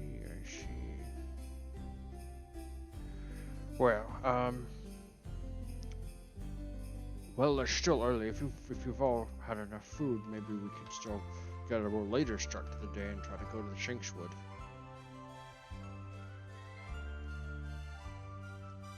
I'd say by now it might be nearing like 11 a.m.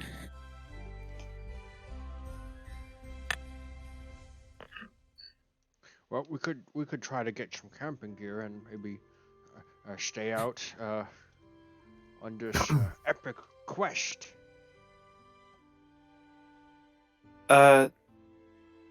If you would like, I could tack along for a short while, help you out with the Shankswood a little bit. I doubt we'll be able to get all of them, but we could certainly do some damage. Oh, especially after yesterday, I think these goblins need to be taken care of.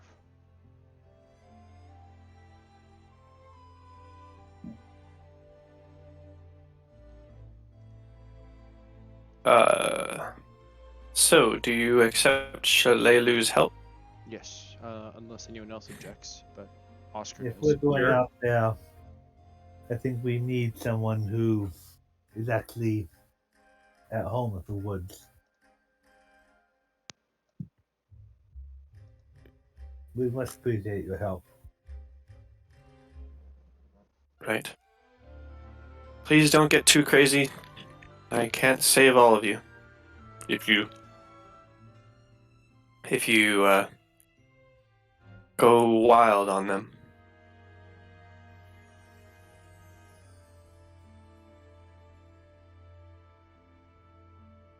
Oh. What would you all like to do? Pack up and get ready to go. Ideally, maybe if we can get a hold of some horses, but looking at Oscar's financial situation, where he's got actually a decent amount of money now that they got paid the other day. So yeah, I think I want to go to the stables and try to see if we can. I want to maybe see if I can buy a horse. Get paid? We think we all got 50 gold last game. That's great. Wait, you guys are getting paid? It's been a little bit. I'm trying to remember if I wrote this. I have to check my inventory to see if I have money. I think it was 50 though. So I didn't Whatever have you any. Didn't have any money coming into it. it's under the additional tab under experience. But I'm actually looking at. Okay. Yeah, I see a little bit of gold there, and I had 0 to start with. So Is it purchase prices in the book? To actually buy a horse, yes, it would be. So you might have to double up, as they are 75 gold each. Oh, I'm still short. I think maybe I can't afford to buy one. I can't spend all of it right there, but perhaps I can just hire a horse. I can, or maybe I should just try to get a pony. Or they don't have horses that you can just rent. No, but businesses.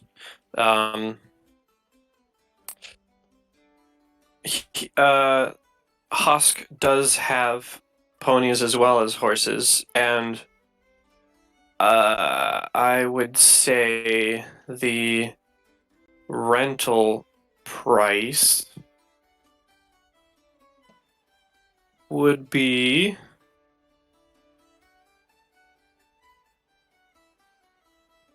uh 5 gold a day. we shouldn't go further than the Shankswood until the captain gets back. You're probably right.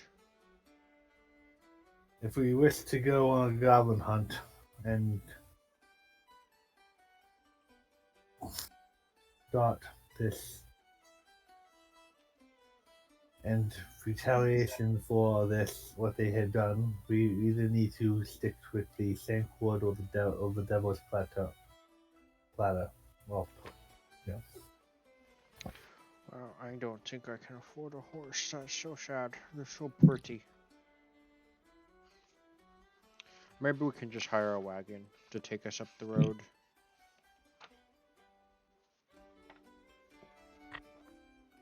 Sure, but it's not too long a walk. Think, if I remember correctly.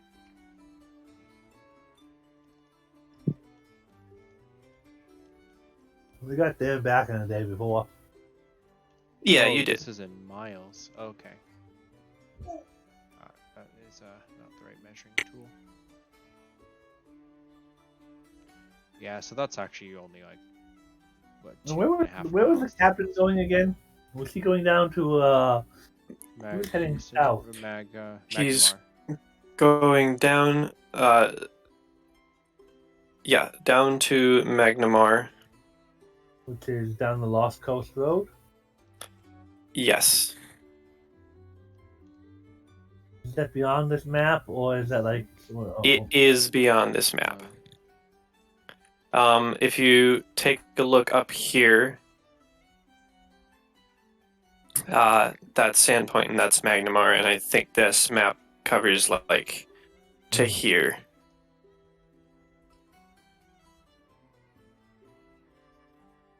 Wait a minute, Shanks Woods is that point out there.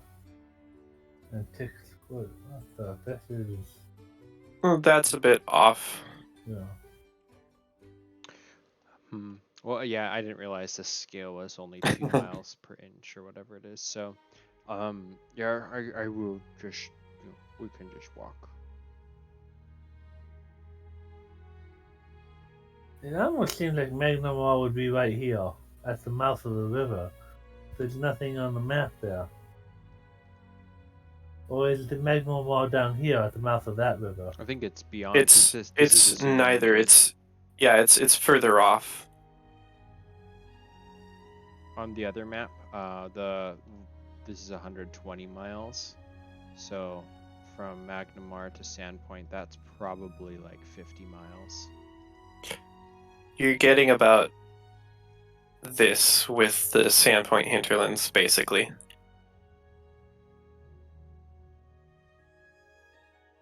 So my notes here are completely off too.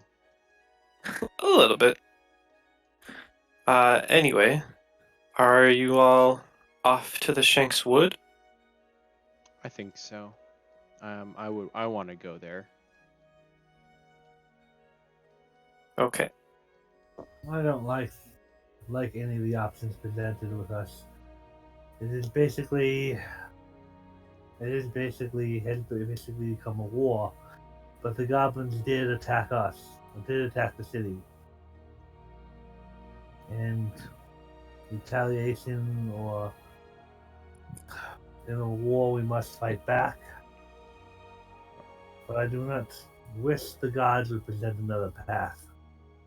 You saw what they did to that man's face. These creatures are evil. That they are.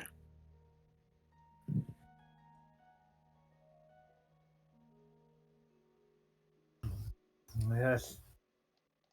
I will support you. I just don't like the options laid before me. I don't see what else we can do except sit and wait for them to attack us again. And more lives could be lost if we wait for that. Mm-hmm. I agree. We should take the fight to them.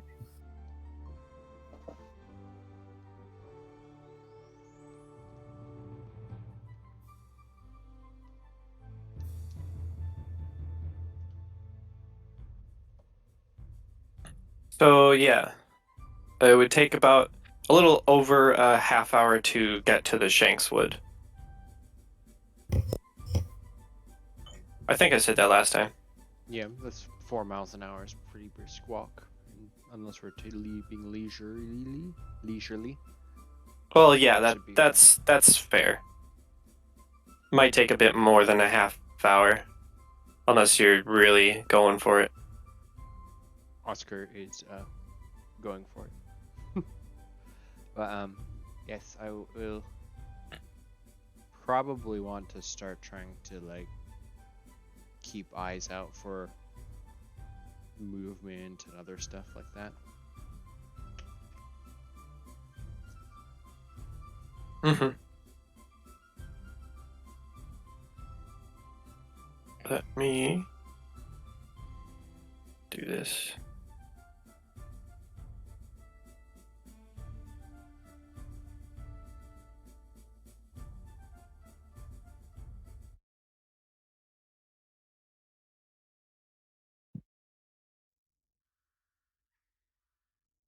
Ba-ba-da.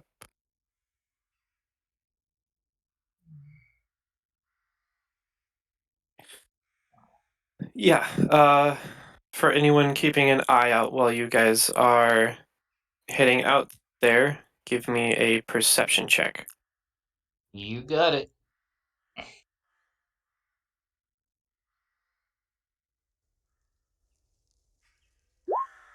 Ah. Well, it could be worse. Not really, though. Your natural one is still higher than my 7. That You still see more than Oscar. is comical. And, Kareth would participate in that.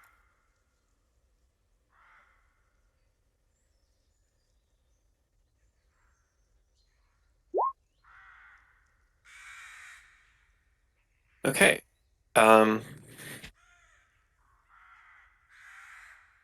Uh, Oscar and Karzarath, you swear you see some things occasionally, um, but then you like take a couple seconds to take a look, and it ends up not being anything. Um, Just a rabbit. yeah, there was that one rabbit, and there were like a couple squirrels. Yeah. Um, Maheda, Kareth, and Kalar.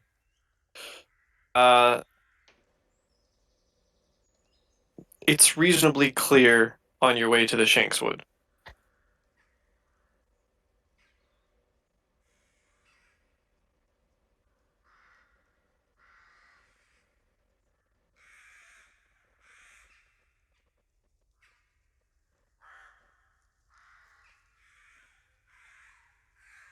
Um,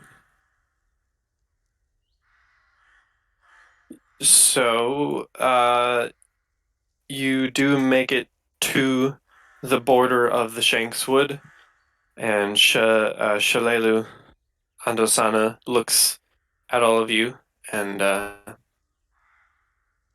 basically gives a gesture of, "Are we going to do this?" Yup.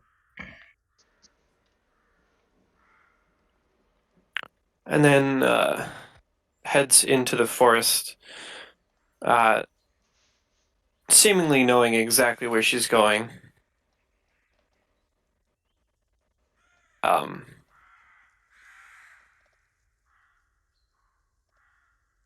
actually, I want to take these. Sorry, hold on.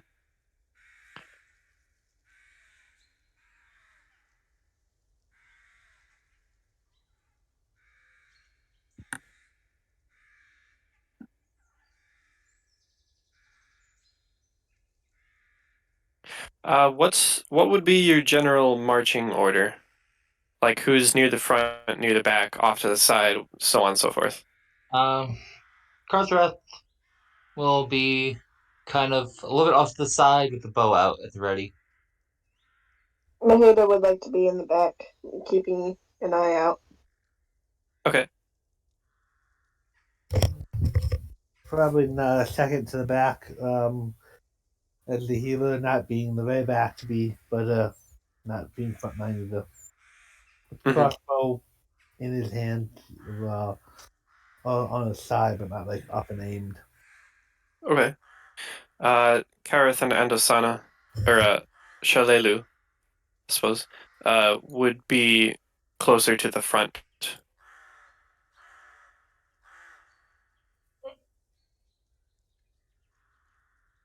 Um, and you make it to a point where there is visibility of a bunch of junk, basically. Like trash pits, or No, it's actual structures. Okay.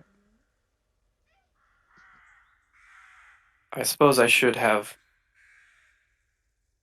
blocked that off.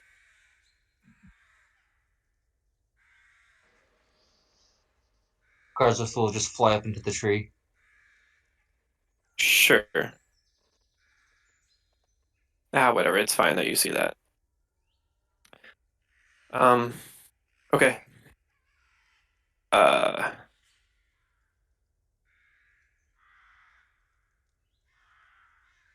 okay.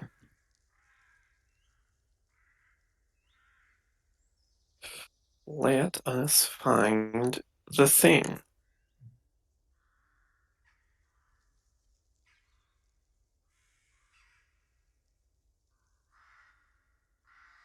Here we are. Um,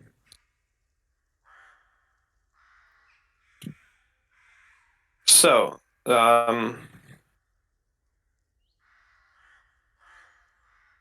yeah, you're here. What would you like to do?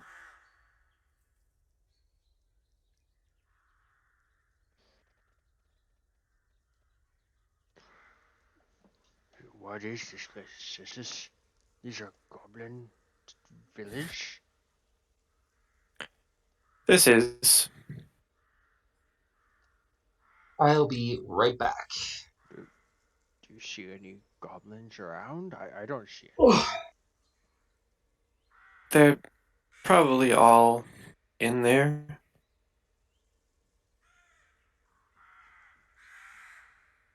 Um, Hmm.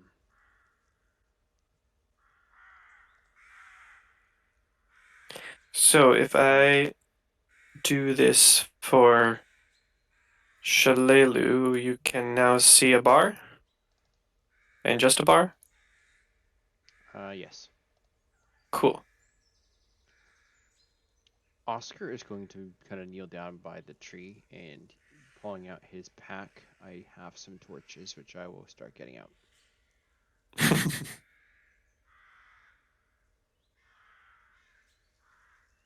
I will admit, trying to set this on fire is gonna be a little interesting.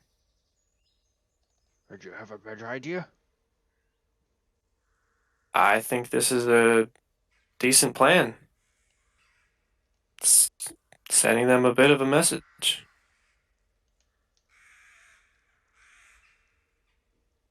I will nod and continue my preparation. I have 5 torches, so I'm kind of like trying to get them all out and ready to light. Yeah, that sounds good. You can do that really easily. Yep, unless I'm kind of Um, stopping I also Oscar. have torches if you need more. Well, if we use mine, my pack is lighter, and I'll offer you a torch. Fair enough. I take the torch. Now, we should probably not light them until we can get closer.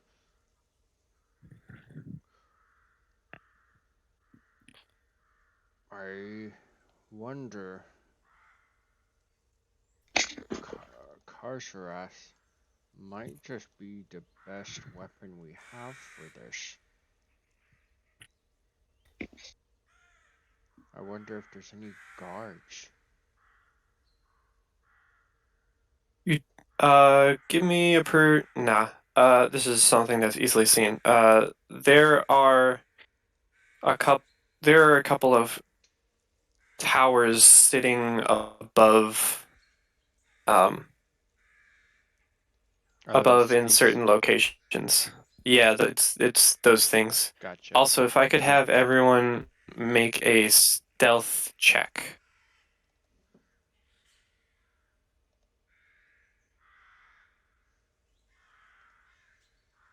Oh wow, that was at a +11.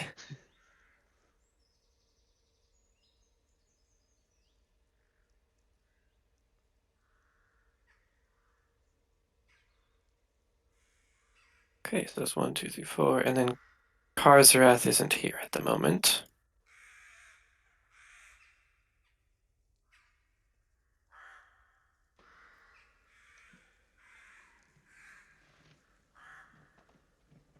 Okay, that's Stealth, pretty good. yes. Um, Kalar, you are noticeably making a bit of rustling within the brush, but the rest of you are not making too much sound. Karzrath, with your quick jump to the tree, kind of unsettled a bit of the branches there. Um,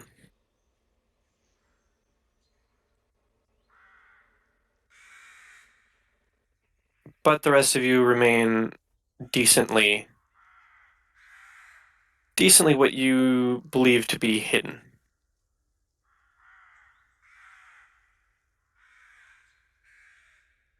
Um, what would you like to do now?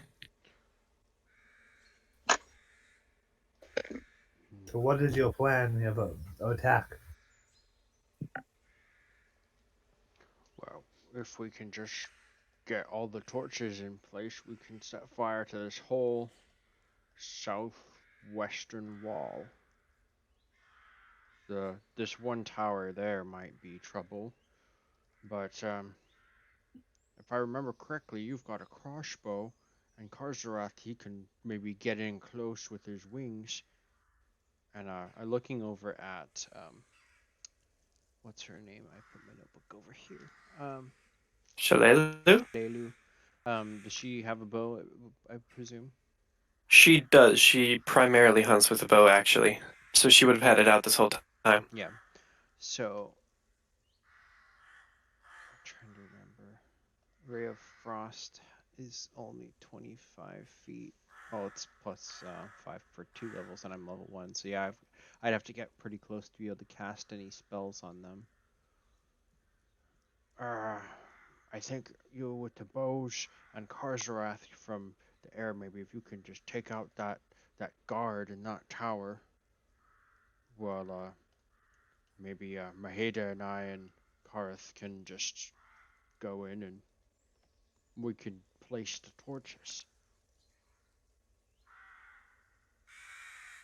Um, everyone make me a perception check.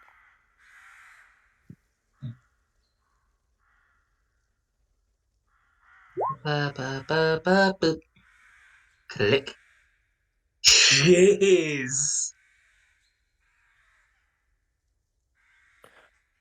Okay. Uh, Getting a couple of good rolls, I see. I'm pretty sure that's like a nat 20. Yeah, that's a nat 20. Mm-hmm. Making up for that nat 1 from earlier.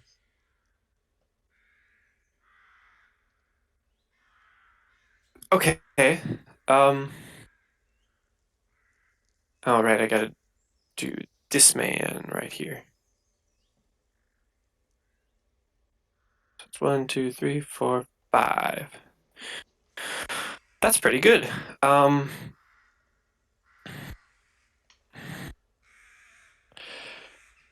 You hear from the tower area a couple thumps, but nothing more.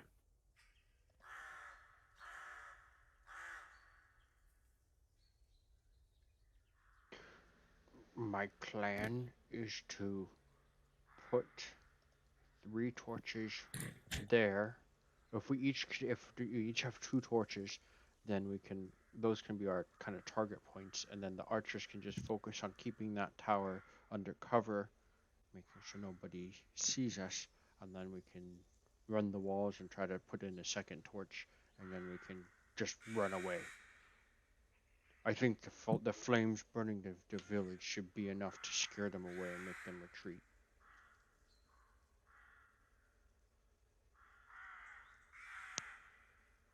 Great plan. I think we should do it. Give me another torch.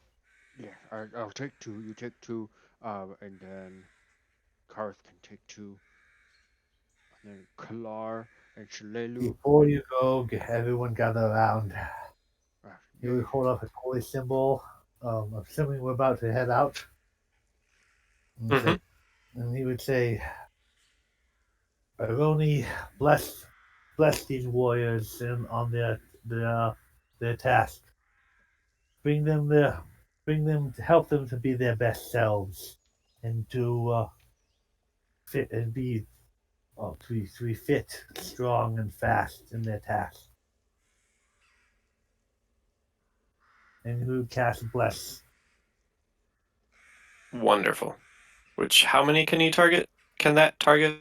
I mean, Like all allies in a 50. all allies. Yeah. Nice. Okay, cool. Good. I think I can run all the way to that wall without being seen. So you just have to keep that tower covered. I'd recommend that, Oscar, you go to the nearest one. No offense, but you should have the shortest path. That's probably that center corner just to the left of the tower. Right. I would move into the cover of the tree and start aiming my crossbow. Karzar, I think as a backup, if there's nobody in the tower that comes up once we light it, do you think you could fly to the tower and light the roof on fire from their tower too?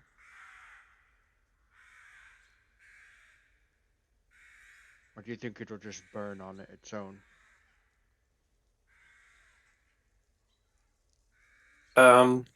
With his abilities, flying directly up is a hard task. He might be able to add an angle. Okay, well, the flames lick upwards. I think this will be enough. Just keep us under cover. So he will look over probably at I don't know, whoever else, Maheda probably. Should we light these now or at the wall? Sorry, How I'm long back. did torches burn? Like several hours, right? Yeah, it's I plenty think of it's like time. an hour per each. Yeah, it's just a matter of do we want to have the flames visible and we're running up.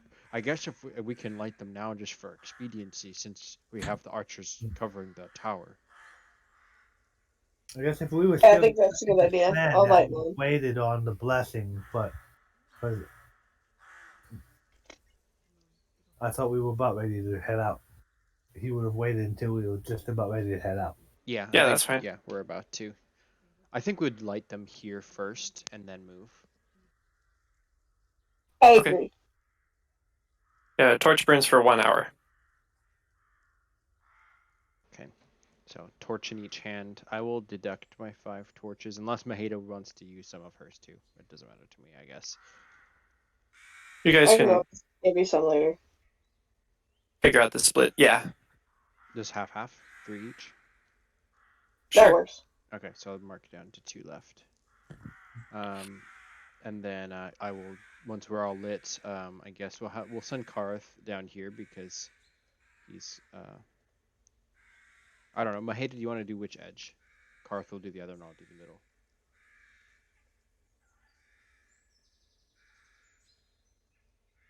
I'll go ahead and do. It doesn't really matter. Just pick one, I guess. Sorry, I don't have my mouse, so it's kind of hard for me to scroll. No problem. You can do the bottom, and then Karth will do the top. I'll do the middle, and then we'll just start running. We'll also put why I set up my position to fire from, I'll set up an explosive rune in front of me. Sure. Go ahead and mark that. Okay. And I will run at 4 times speed. Cool. I'm gonna. Kareth and Maheda would also get out, and I'm going to stop you before you get to the edge. Yeah, you can put me wherever is appropriate. I'm running until something stops me or happens. I'd say you get about there, and Karzareth would are you fly to this running? tree, Yes, I am running. Okay, and I will roll a new stealth since he flew over to a new tree. sure. Click. Kareth has 30-foot movement. He would not be bothered to run, just move twice. Maheda, would you be double moving or running?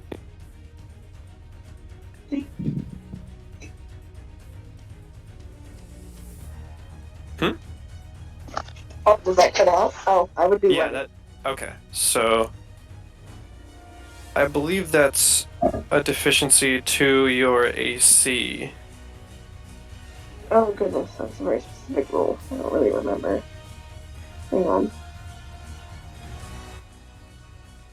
Yeah, if you run 4 times, you get a penalty to your defense. I forget how much, but for Oscar, he thinks that we're hidden and he wants to just close the gap, so he's running anyways. Let me take a quick look so I don't benefit or hurt you guys too much. Yeah, I'm pretty sure you can't stealth when you're running too, but again, I'm not worried about that. Full round actions, run. There it is.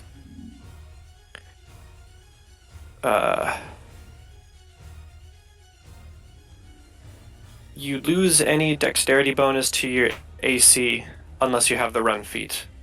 Okay, so Kareth is going to be fine. Oscar, whatever, reduce your AC bonus by your dexterity, and Maheda the same. Yeah, so it'll But- just be a 10. Yeah, so right there, stealth. Okay. They're not paying attention to you, Karzarath, actually. Well, I should give them a chance just because of that movement. Otherwise, they would not be paying attention. That. I'm ready for it. Okay.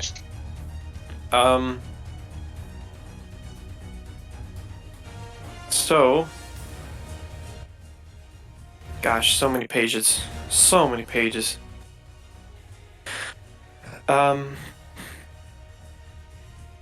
As you all are running, these 3 better armored goblins poke out from the top of this tower and take a shot, pretty much one each of you. And then I would like initiative. Well then, Um, I'm acing these initiative rolls every single time I kill nice. one. So against Kareth, that is 12, which is going to miss just barely. Against I'll be right Oscar, back. that is a 23. The overdouble hits Yep. me. And Maheda, that's going to be a 12. Does a 12 hit you at run status? So if it's just I would be flat-footed technically. Pretty much, yeah. So no, that does not hit. Okay. Dang. But yeah, 12 is still pretty low even without dex. So, to Oscar, that is going to be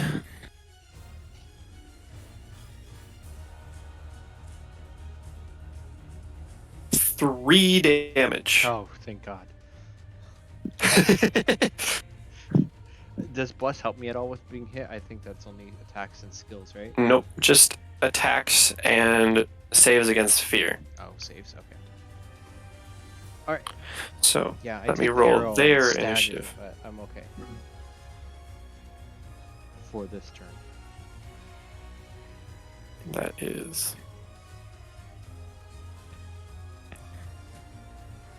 So let's. Oh wait, Kareth also needs a turn. Boop. Dang. Okay, 1, 2, 3, 4, 5, and the goblins up here. Descending. Kalar, what is your dexterity?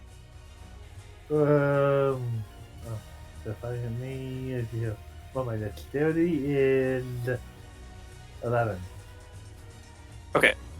And then Maheda, what is your dexterity? 15. Okay, so as is actually correct. Oh, you're looking at the turn order. Okay, I thought Yes. I thought I was being attacked. Nope. I will. Let's go with this one.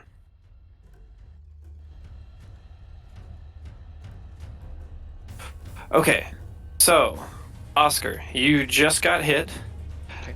And I stagger, clutching at the. Well, actually, I can't because I'm holding 2 torches. I would just try to keep running. Okay, you can go ahead, and seeing as you are where you are, I would say you are. No, you would be continuing your run. It would be as if you had gotten half of your run in a previous turn. So I can basically make it up to it. I know Yes. that they shot me from the tower, so I'm actually going to duck off to this side and kind of flatten up against the wall. Yep. If running's full round, then I won't be able to throw a torch up to the roof yet.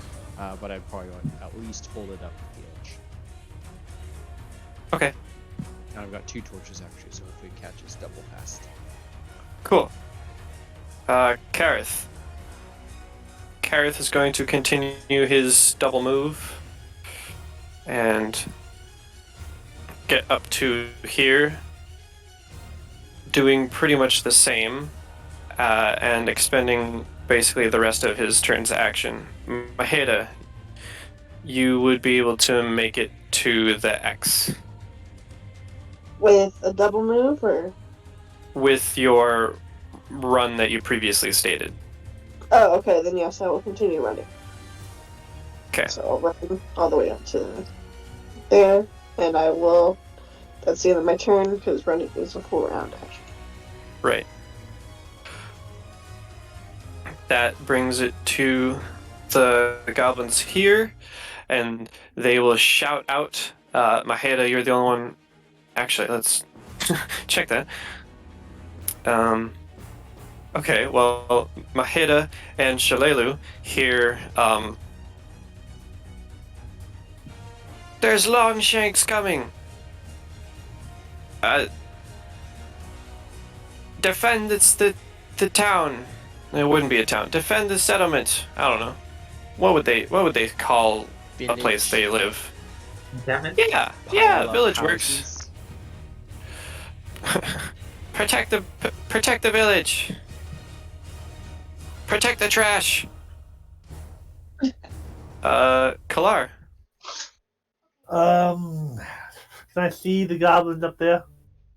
Yes, you can. They do have cover. I'm debating, do I want to Shield of Faith would protect me for the full-scale battle, but they also haven't fired at me yet. But do I want to put... So now I will fire at this one up here. Okay. And light crossbow, but I have less on me still, so darn it, I don't think a 3 is going to hit. Yeah, no, a 3 is not going to hit. That bounces off of the wall down below. Karzarath. They don't seem to be paying attention to you.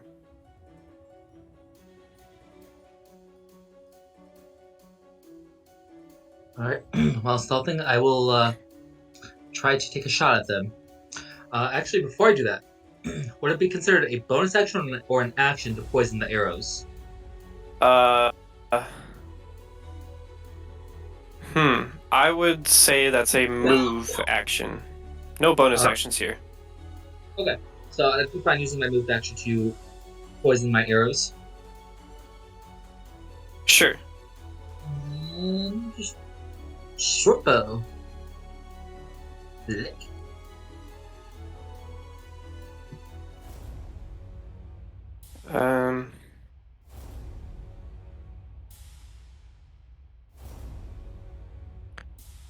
Okay. So, because you were up a ways, I'm not going to give them the cover.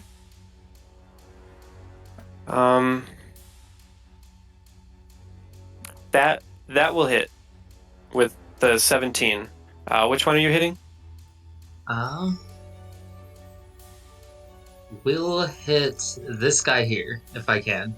Okay, that will also be sneak attack because you denied his his dex bonus. So, 2 damage, and then how much for the poison? You did have poison. Which poison was it? I gave you a specific one. Let me double check here. Check my inventory.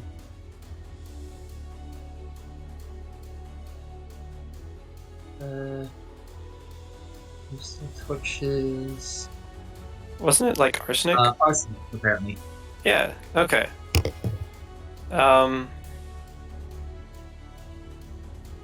Okay.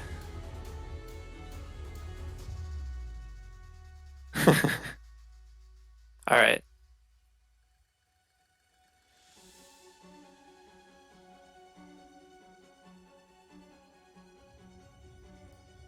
Okay. Sure.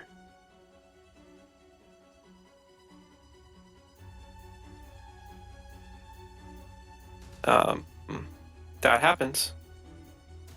Wait, do the thing. Okay. I don't think that you guys... Nope, you can. Well, dang.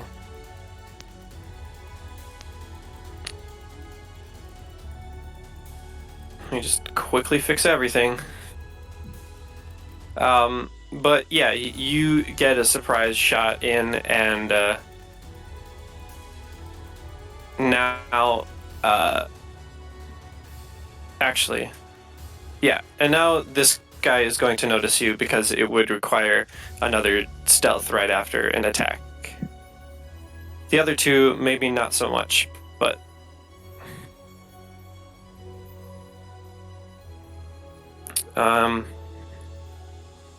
Anyway, you did damage. How much poison damage? Arsenic is an onset poison that deals con damage after a time.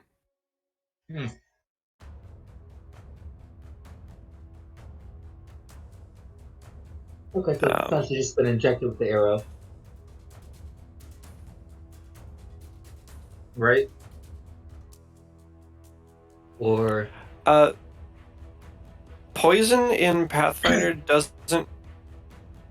It rarely does actual HP damage. It usually does stat drain type damages. Still works? It does. Especially if you don't leave him for dead, he'll be dealing with that.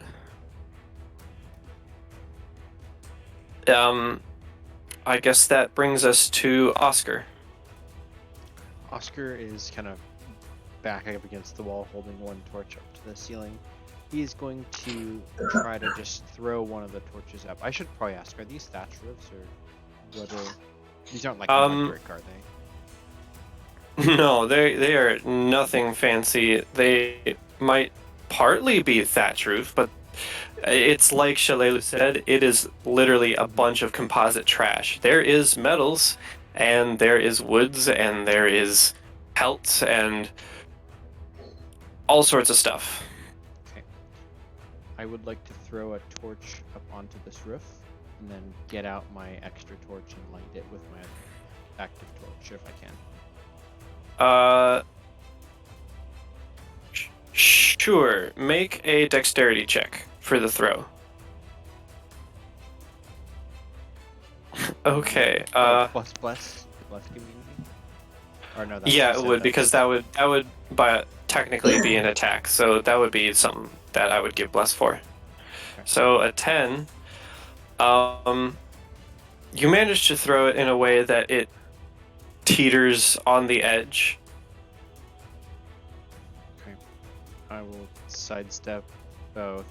Do I get a free 5 meters step or 2 meters step? Yes, 5-foot step So- is free. So I'm trying to like sneak into the corner to stay away from where they can shoot me, and then I want to light my backup torch, and I will take that out of my inventory. Okay. Yeah, you can do that. Okay. Kareth is going to. How wise is he?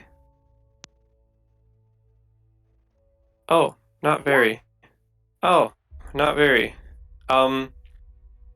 He holds both of his torches against the wall and just literally jamming them into the wall.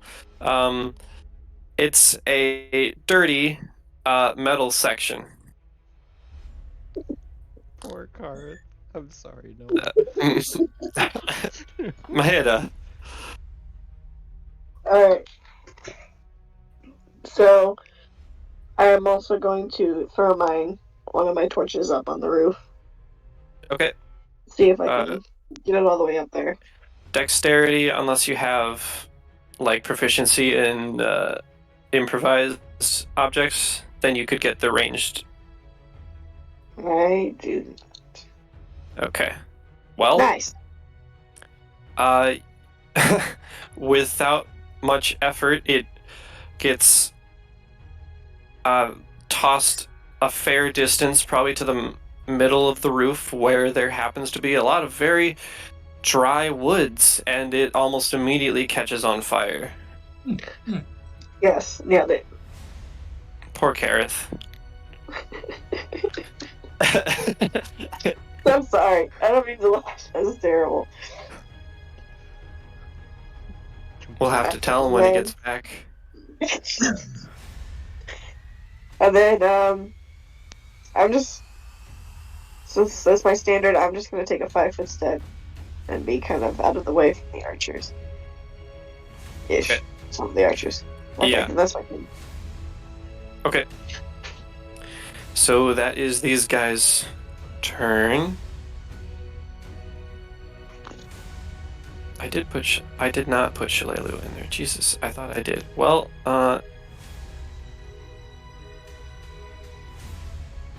I'll make her go right now. She'll have 19 and a half.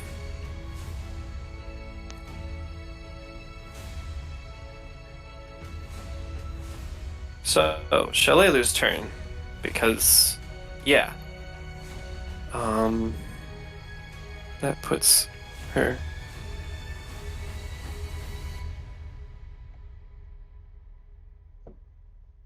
Cool.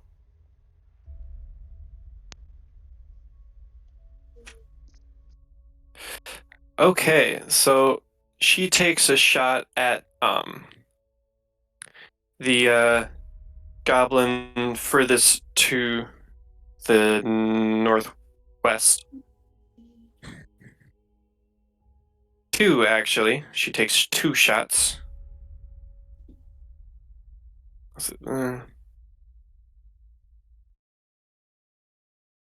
And that would be a 3 plus 14, which is not actually too much. That's 17.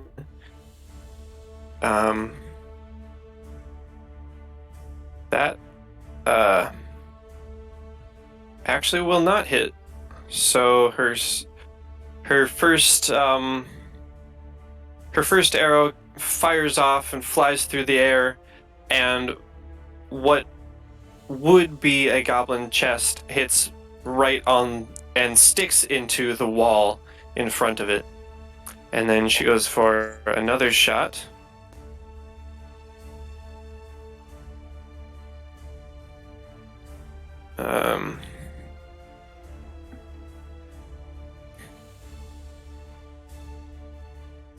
Which would be +9, which is 20.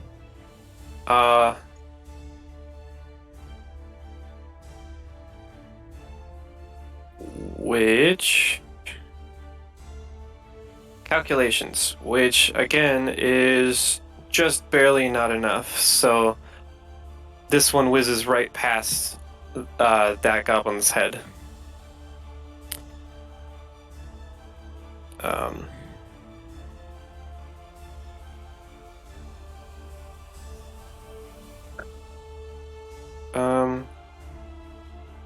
Actually, let's see.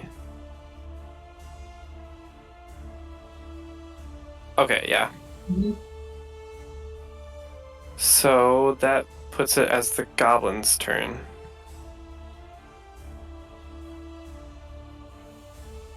I'll be right back. Okay.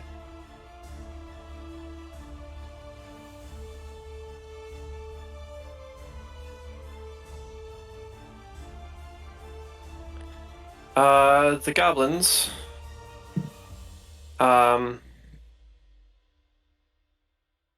This one that you hit, Karsrath, is going to target you for its attack, for their attack. And that's going to be an 8. Nope. Doesn't that 8? No. This goblin is going to just peek around and... No, it can't actually. So it's going to fire at Maheda, who does have partial cover. But only gets a 9 anyway. So that one's going to fail. The one next to him is actually going to turn and fire at the source of the 2 arrows, and fires at Shalelu, which is a 17. Okay, the 17 does not hit. Now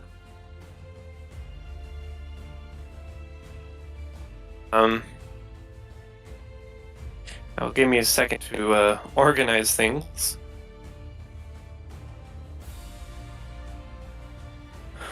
Oh boy.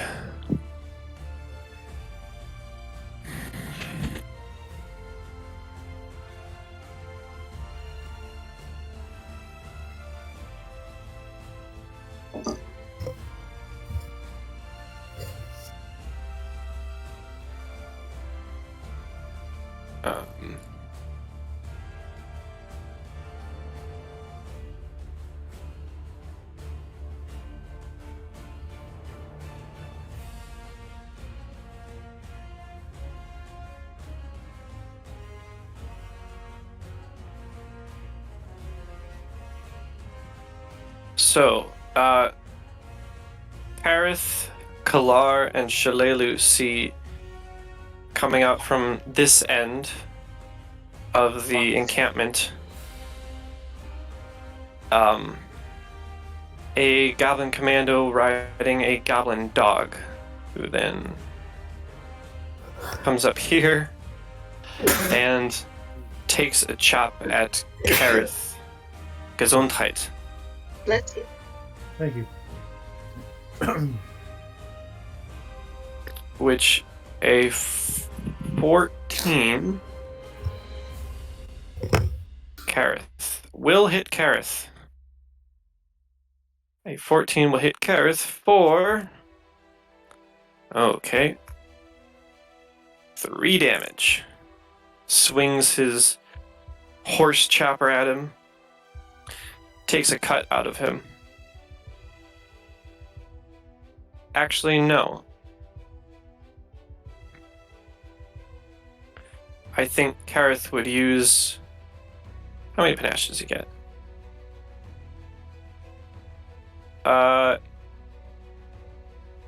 He would probably use his panache. Yeah, he would use his panache to dodge, step out this way, and then not take that attack. And that's that. They will take a 5 foot to follow that up to get into range. What are they riding again? Goblin dogs? Ugh. Mm-hmm.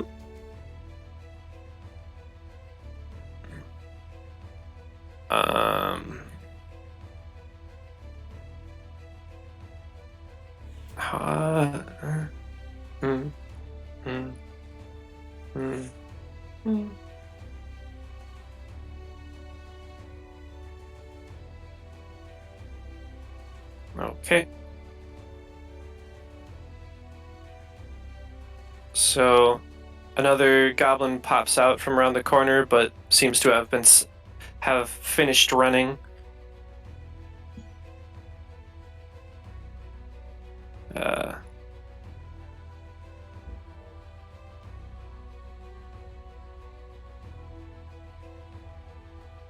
Bear with me a minute. I'm moving my laptop to where the charger is.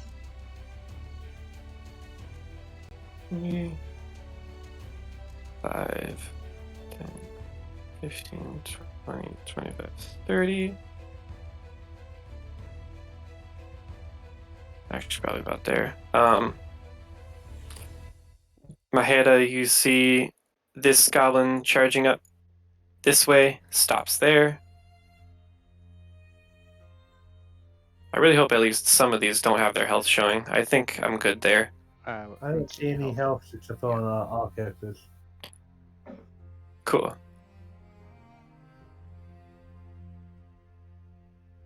And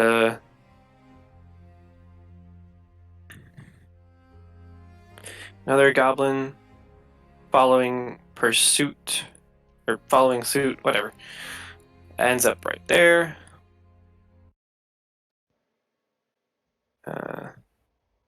5, 10, 30, 5, 10, 15, 20, 25, 30. Another one up at top. 5, 10, 15, 25, 30, 5, 10, 15, 20, 25, and that's about as far as you can go. You just barely see another goblin around there. These guys are there. 5, 10, 15, 20, 25, 35, 10, 20, 25, 30.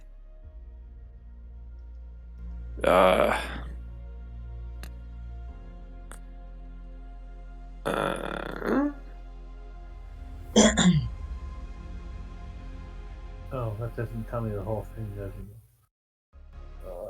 That doesn't tell me much about it.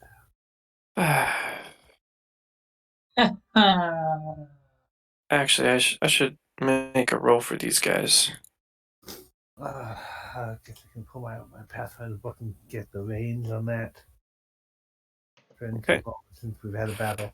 5, 10, 15, 20, 30, 35, 40, 45.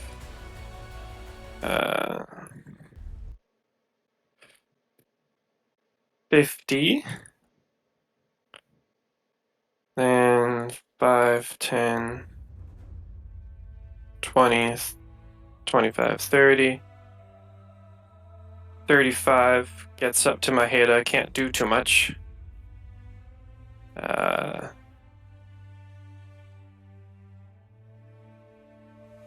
5, 10, 15, 20, 25, 30, 40, 45, 55, 10. Another goblin dog by Maheda. 10, 20, 25, 30, 35, 40, 45, 50 is all that they can do. That's too late. And these guys spend their turn doing that. And these guys spend their turn doing that. Okay, cool. Kalar. There's a lot of goblins coming out. In hindsight, maybe I should have done this before hand, but I'm going to do Shield of Faith.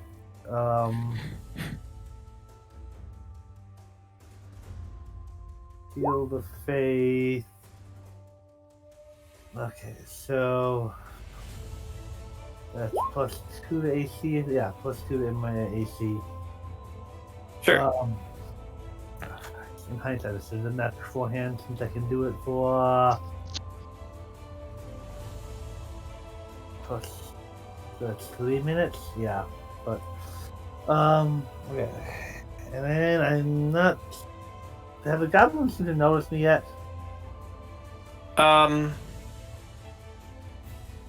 It doesn't particularly look like it. I guess you can roll a sense motive.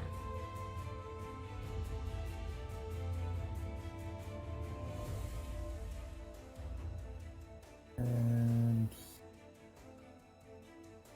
motive. Yeah, you're reasonably content in thinking that no one's paying attention to you.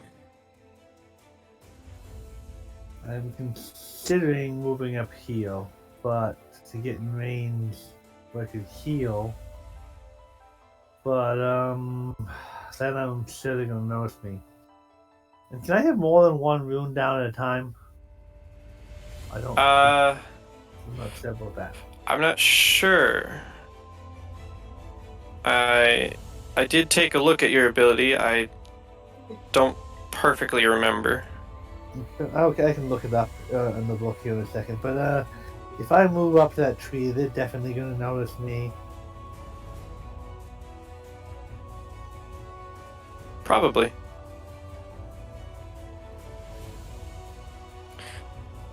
It's up to you. For now, no. If someone gets in real danger, I can move and then still activate my healing. Alright, run up there. So, alright, I'm done, and I'm gonna look up how to put my rune thing. Don't mind me while I copy that artwork. Just place that right there. Okay, cool. Before next game, could you make a I've got some cool like rune designs. If you Yeah, sure. before next game, I could get a blank token, and I can like just put like a picture of a cool looking rune. Sure. We can do that.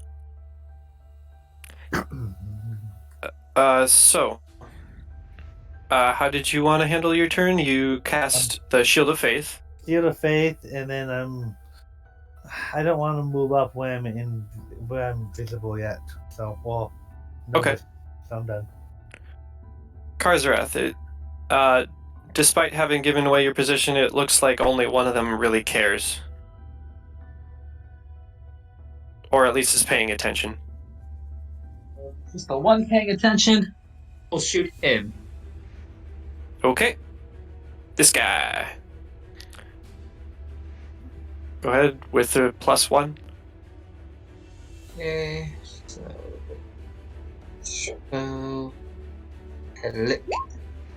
15. A 15 will miss. And would I be able to use my move to hide in the tree further, despite him knowing my approximate location? Um, you can do so for the others. Sure. Not very well. What the heck, man? It's either 1 or natural 20. No in between. Pretty much. This is not the kind of skill check that would leave you falling. However, you absolutely snap off a reasonably large branch and call the attention of the other two. Oscar. Oscar is he's got 2 torches lit. Karth is there next to me. Is his torch extinguished, or he never threw it, so he had 2 torches? Yeah, he has 2 torches, never threw. They're still good. Okay. Can I throw both of my torches up onto the roof, or would that be all I could do? Or I'd allow you to like hold them together and throw them. It might be a minus. I don't really want that. I'll throw No, one. I'd say with the bless, it would basically cancel out. So just dexterity to throw 2 of them. Okay, I think I want to move though too. Would I be able to still move? Yes, you would be able to move with a standard move. Okay, I will. Oh wait. No, you don't have to wait. These guys cannot move forward. Okay, I'll throw both together. That's a 10 even again. Yeah, it's just good enough to leverage them, and one of the torches does have its flame end on the roof. The other is kind of hanging off. Okay, basically good enough. Yeah. And then I'm going to start running. Okay. So, well, I can only move half movement, right? Or like my one move. You can move whatever your movement is. 4. So, I'm gonna become a pincushion. I think he's gonna do it anyway. Okay. I'm trying to make for the tree. Gotcha. I would grant you cover behind the tree. Okay. Kareth is going to follow your lead and ditch these torches as fast as possible. He's going to toss them up onto the roof. So a flat dex. Nope. They're going to fall back down to the ground. He's not having much luck, is he? Not really. I mean, at least you're hitting things.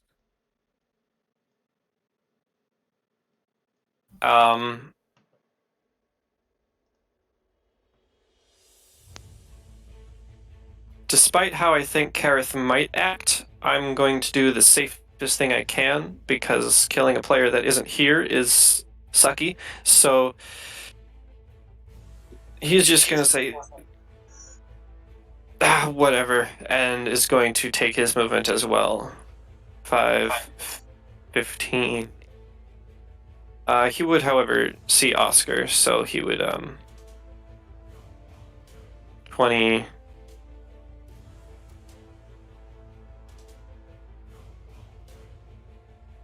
Probably 25, 30, and just get by Oscar.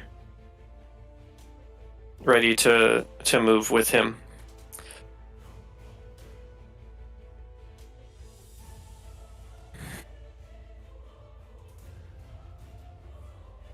Maheda. You got some goblin dogs. See them. They're coming to bite me. Can't really. Could I intimidate the dogs just by like screaming at them? You can certainly try. I don't like the way you said that, but I'm gonna do it anyway. So I'm going to take a 5-foot step here and scream at this goblin dog. Okay. Try to intimidate him or demoralize him. Great. Oh. Maybe? Maybe. Okay. No skill there, so it's flat. Actually, yeah, there's no way for it to even get a sense motive past 22. So, it hears you screaming and immediately yelps, and it looks like it's going to run away from you. Okay. Shalelu. Oh, yeah, did you have anything else? Sorry. No, that was it. Sorry. No, go ahead. I'm done. Okay. That's a standard action, so I'm done. Did you want to move at all or no? I guess the dog didn't get to bite you. No, I'm good. I'm just gonna let them all come at me. It's fine. I got this. She did take a 5-foot step, which that is what you do if you don't move. Shalelu is going to see the situation.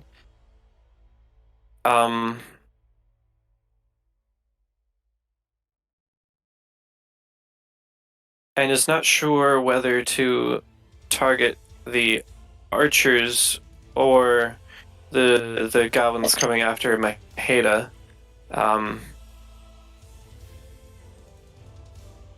She's going to target the goblins. So she will. Let's see. She will send the first at this goblin dog. So, sends one shot to that goblin dog, which is absolutely going to hit for. Oh, it was a. I should tell you these things.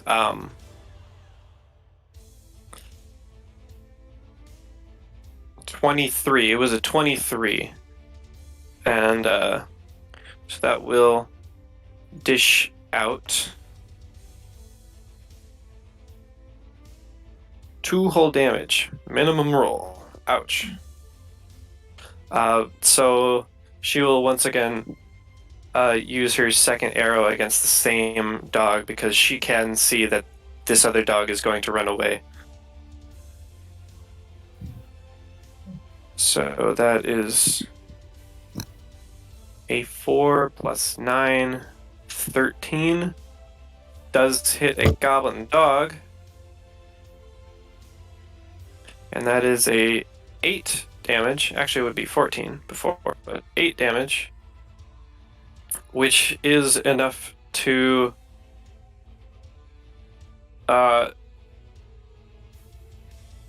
take out this goblin dog.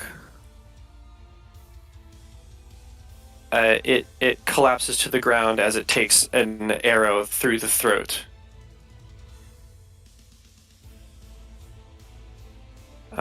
That means it's Goblin's turn.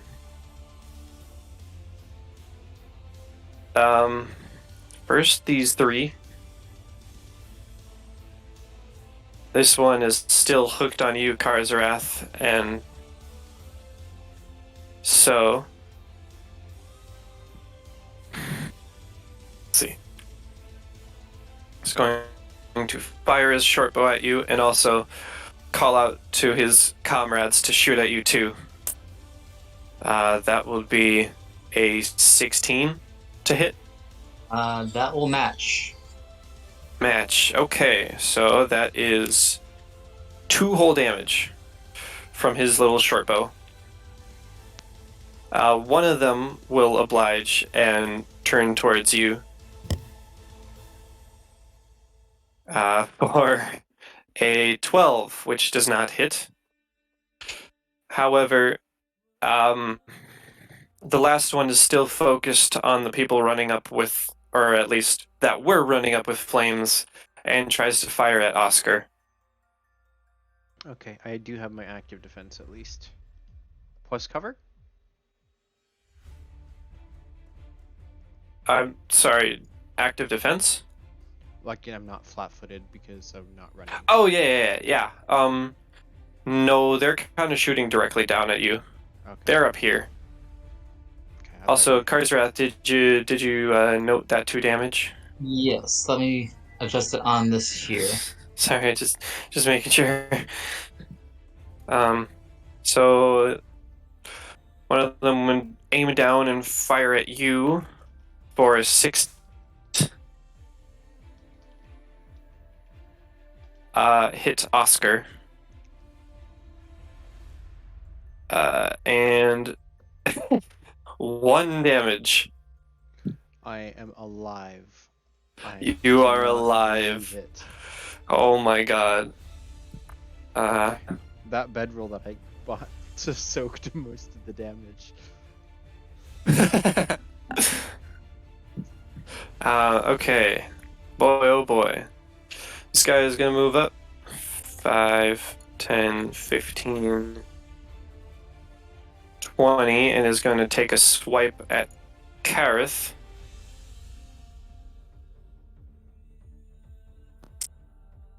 Yeah. Which is a 22. That's going to hit for that much damage. 8 whole damage. Ouch. That was almost max. I don't see his token change. Oh, there it is. Right. I had to do that. Yeah. Yeah, this goblin commando rides up on this disgusting rat-like goblin dog and takes a huge gash into Kareth's side.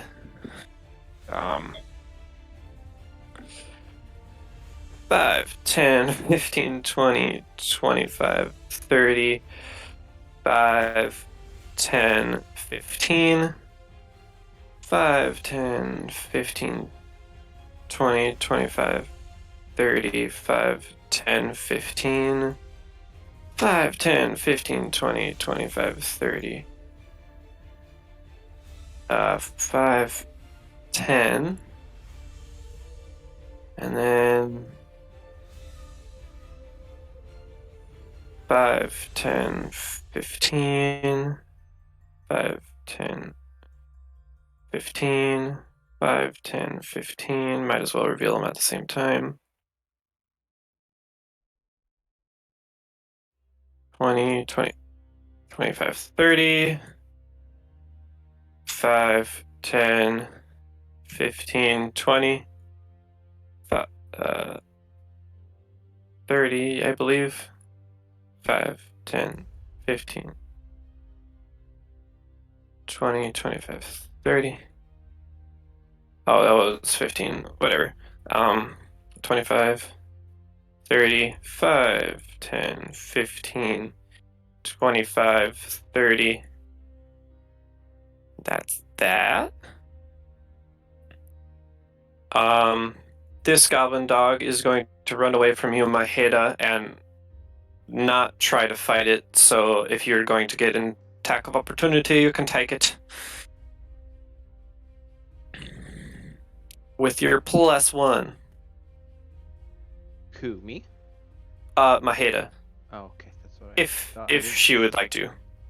Yeah, that 21's going to hit, and that, or 22 actually, and that 10 is also going to take it down.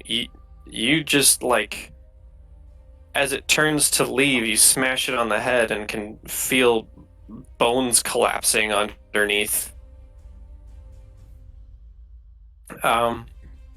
Oops, sorry. Disregard. Gotcha.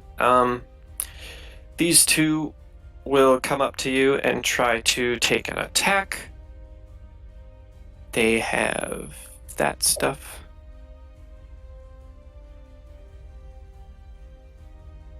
for an 8 and a natural 20. Does a 15 hit?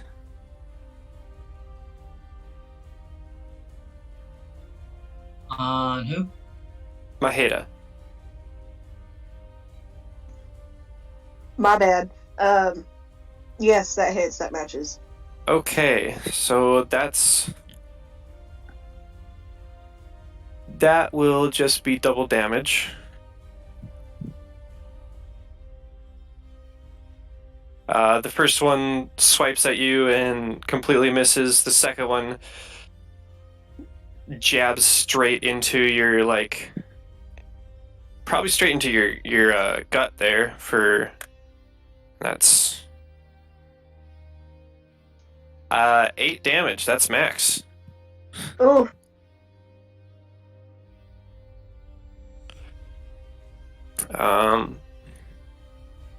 That leaves 5, 10, 15, 20, 25.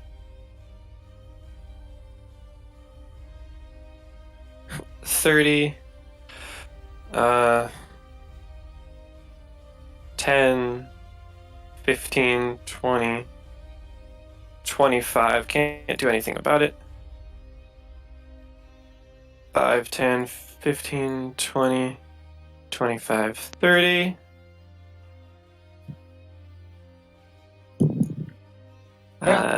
Thing. I don't know what the hell just happened. 5, 10, 20, 25.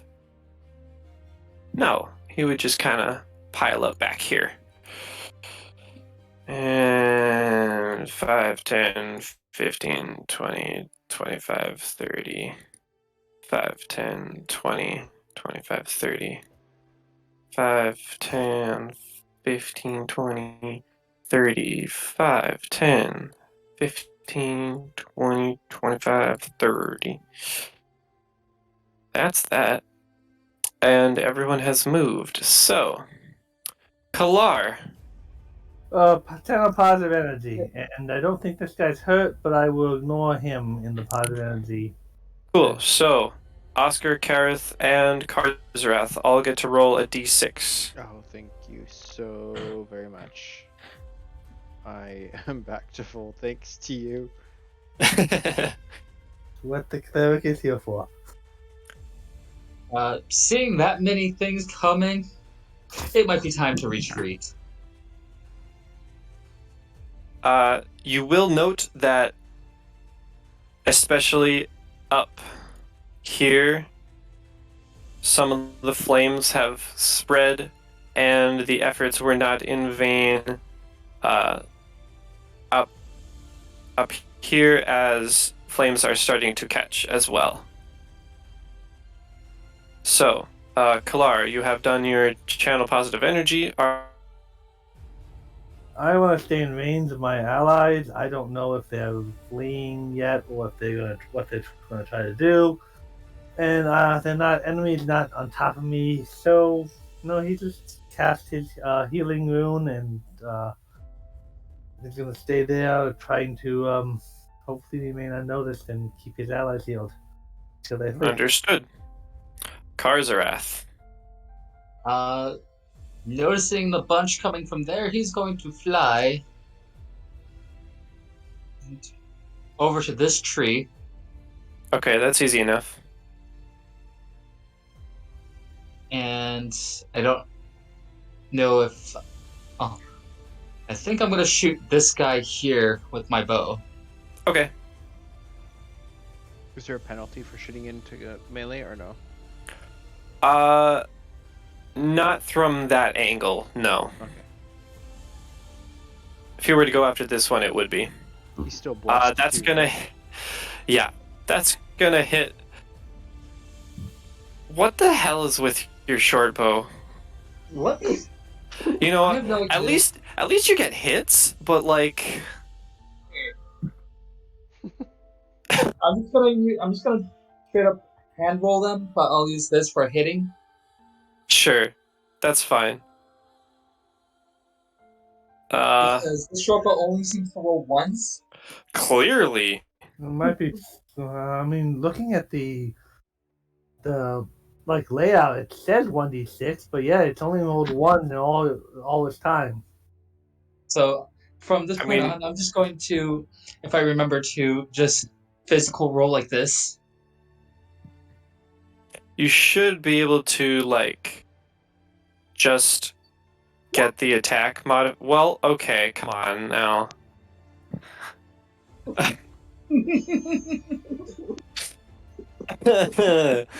um, you should be able, if you just click the button under attack, it'll give you the attack modifier and not the damage.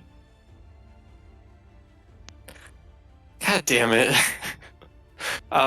But yeah, you move back, you did your 1 damage.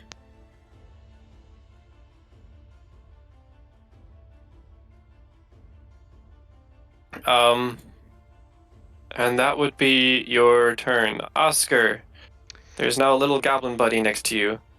By the way, I believe Does Shortbow use Dex? to hit, yeah. And does it use Dex for damage as well, or no? Both use com- damage. Composite weapons add strength to damage. Otherwise, there is no bonus to damage. Okay, so Shortbow would just be. Just the Shortbow is just that 1d6. Oscar is gonna kind of straighten as he's feeling his wounds being healed, and he's gonna spin around for a moment, and his white eye will kind of flare open, and he is going to go like Bilbo Baggins at the goblin next to him. So roll a will DC 16. Okay, yeah. DC 16 will save. Oh, cool, I have a -1. That's a 9. Okay. Now that he is The affected creature shaken, becomes frightened. I would like to try to run again. I can only move 20 feet. I don't know. How could you know why my speed is so low? Is it because I've got gear? Probably because your gear is reducing your speed, like mine. Do you have a real got, strength too? Where's my total? I've been carrying 40, so yeah, I'm over a light load. Yeah, in between that will over a light load or medium armor will, a medium load will drop your speed. Can I drop Unless my pack for free, or does that cost an action to do? that would be free. Okay, so if I want to just drop the pack, I don't think I noted what is in what, but it would make sense that, like his bedroll, backpack, like basically all of his stuff that would fit in a backpack would be in there, which I think is all of his stuff, except for his clothes and dagger. But can I just drop it? If that is what you would like to do, that is perfectly open for you to do. Okay. Can I just manually modify my weight so I don't have to delete everything right now? You can assume that you are at a light load and can move 30. Okay, if that's the case, then I will. I'm hoping he doesn't attack me, but I scared him. I don't think so, but I will take a quick 3, peek. 4, 5, 6. Is that the smartest thing? The trees are now in between me and the archers, right? Or can they see over the trees? It would be black. It would correctly. That's correct. It would be blocking line of sight. Okay, so as soon as I level up, I'm gonna get rid of my armor. yeah, I dumped all my stuff and now I'm running. So much for that horse. Frightened. -2 on attack rolls. Let's give him a roll to see if he would attack while you are leaving. Nope, that's a natural 1. He is not gonna attack you, good sir. Yes.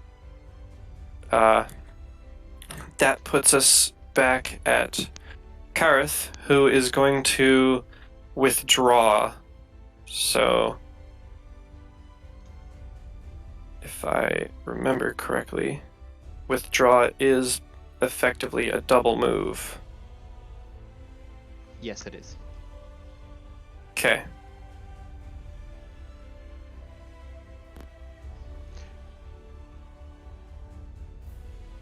So he would 5, 10, 15. Actually, no. Yeah, no, he would, because you can't move with a 5-foot step. So he would do that, but he would stay next to Oscar. Maheda.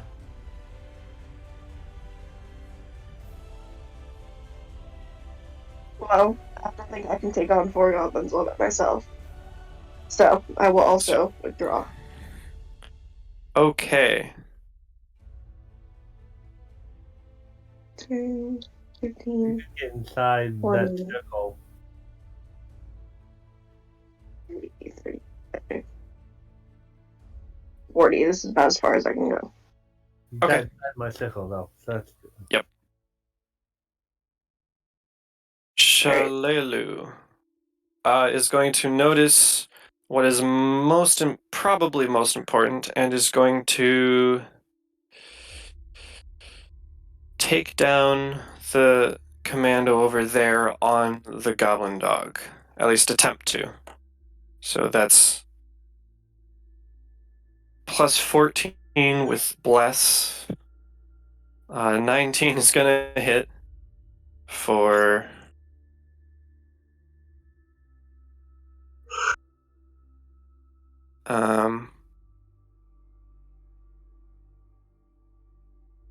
for 8 damage, dealing a substantial amount of its health. And then fire again at that guy. Which a 5 plus 9 is 14. I don't think that, yeah, that does not hit. And she just calls out and tells everyone to run. I will do one more round, and then I would assume that you have reasonably got away, okay? Because they are not going to chase you too far. I imagine some of them would stop, put off the fire. And goblins just kind of skips. Hopefully, at least this domicile here is unsalvageable with Maheda's well-placed torch. Mhm. Karth and Oscar's 5 failing torches over here. Oh god. You could have probably just asked Karzarath to fly some torches to the roofs of buildings. I did mention it, but I don't know if you heard. Hopefully, I don't think he was around at the moment.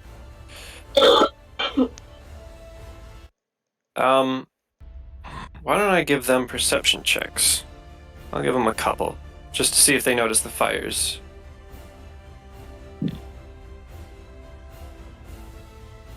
Well, it's certainly nothing there. But these guys, I believe, do. Yeah, okay.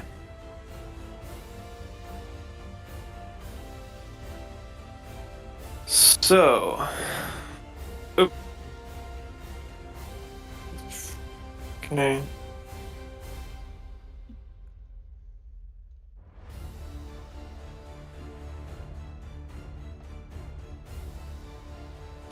Alright.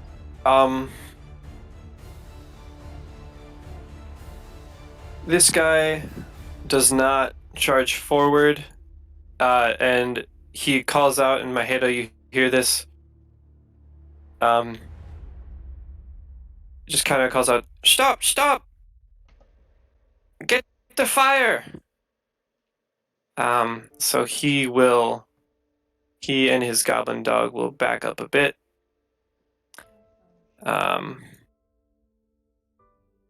I don't know why this guy's bigger. You know what? He deserves to be bigger. He's a big guy. He eats his vegetables. He does. He eats his vegetables. He eats so many vegetables. The goblins in here think he's weird. Oh, that's just weird, Frank.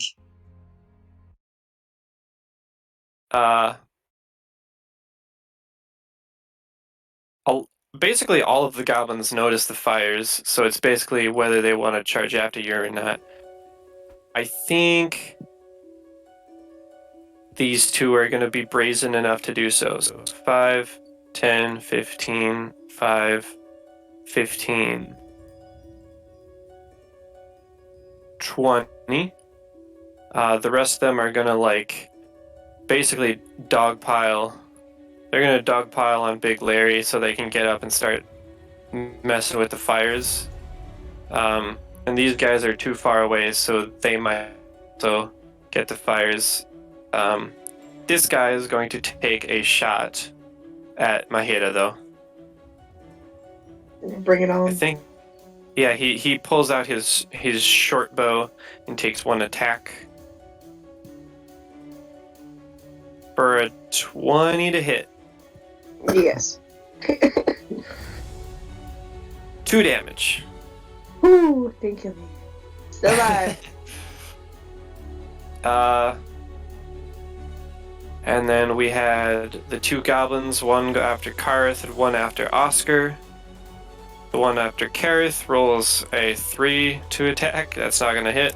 And the one after Oscar rolls a 19 to attack, which for the short sword counts as a threat. So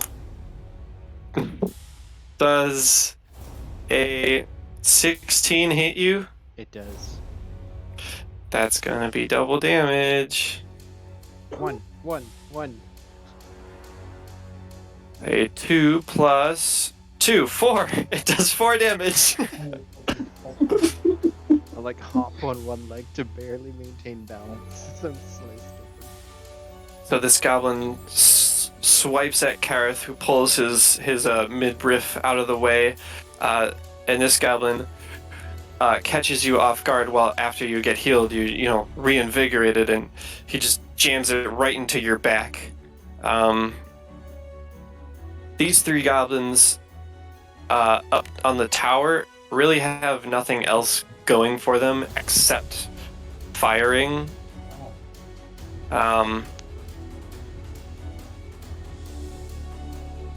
This guy is just really, really pissed off at Karzarath, so he's going to fire at Karzarath.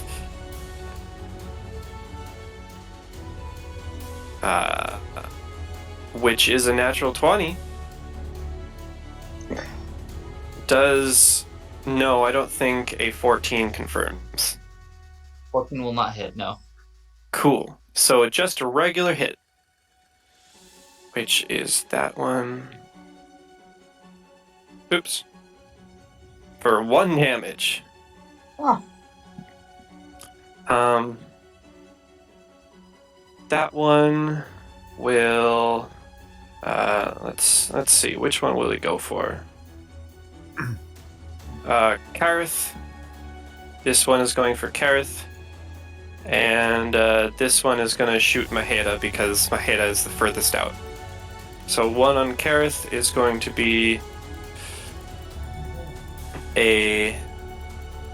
that's going to be a hit. That's going to be a 23 to hit. And the one on Maheda is a 16. That hit. Cool. So damage on Kareth is 4. And he doesn't have enough panache to do anything else. Damage on Maheda is... No, die. Not you, Maheda. Mine. 3 damage.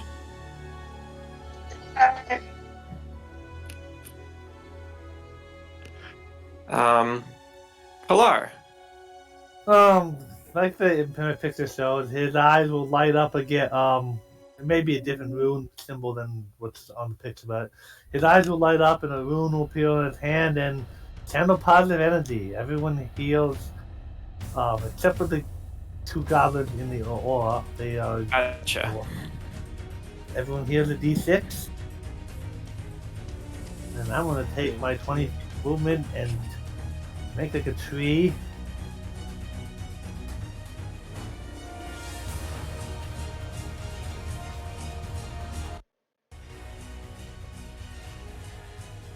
Okay. Gotcha. Karzarath, you Alright. would get your 1 point back because you are also in the channel. Yep. No point in rolling for 1 point.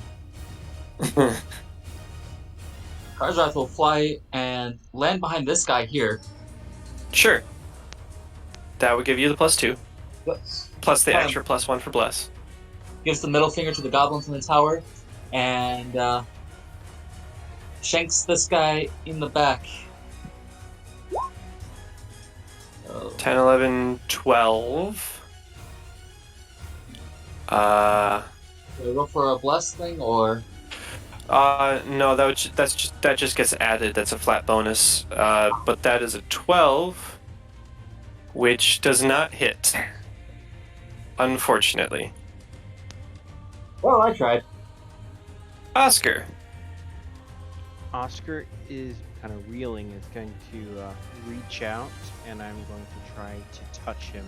And as I do so, with my left hand, I kind of braid eye, and my hand kind of frosts over with a chill touch. He needs to make a Fortitude 16. You need to touch him.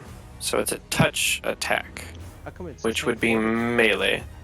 Sure, I can do that too. think that's a secondary thing. The touch creature also takes 1 point of strength damage unless it makes a successful fort save. So that's what the fort save is for. Okay, so I roll melee, and I don't remember if I have a +1 or not, but that's it. +1 from blast. If that's still Yeah. higher than 13.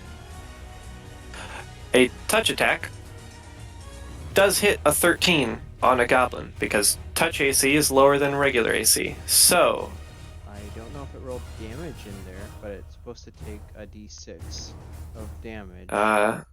yeah, you roll the d6. Okay, I don't think it's built in then. Oh.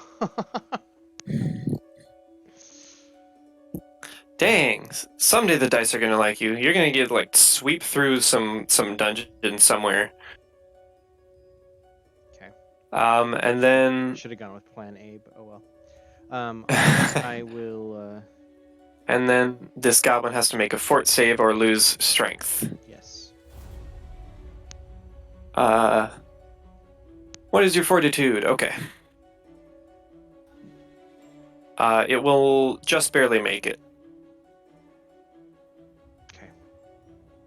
So, you got your zap off. Yeah, and I am gonna kind of plant my feet there, and I'm gonna try to stay for a second. You can 5-foot step. That is available to you because you haven't moved. Even with the opportunity attack. 5-foot step de-threatens that one spot for you. Okay, then I would sidestep here. Sure. I always take the flanking from option. Yeah. Kareth would see the situation and try to take 2 swipes at this goblin. So that's going to be +3 +3. Oh, maybe we should have sidestepped. 8 and 6. I rolled really poorly for him. But that was a full attack for him. Maheda. There's still some goblins harassing you guys. So, I believe I can just, let's see, 10, 20, 25, yeah. I'm gonna go right here and punch this. Okay, +3 for flanking and bless. That's Yeah. 5 damage. You sock this guy and he stumbles forward. Still has vitality to him though. Shalelu, with her skills, is just going to focus on these goblins here. So she will take a shot at that one, which for the goblins with the bless and such is 14. 18 plus 14 is, 32. I think a 32 hits. So that's a d8 plus 1. 3 damage to this guy right here. If an over 30 doesn't hit, it's too powerful for us to characters. I kind of think so. She will take her second shot, which is a plus 9, and a 20 will hit. So that is 6 damage, and this guy does fall unconscious, takes 2 arrows, and just slumps in front of Karzarath. Then it is the goblins, who the only relevant ones at this point are the ones still shooting at you and this little guy.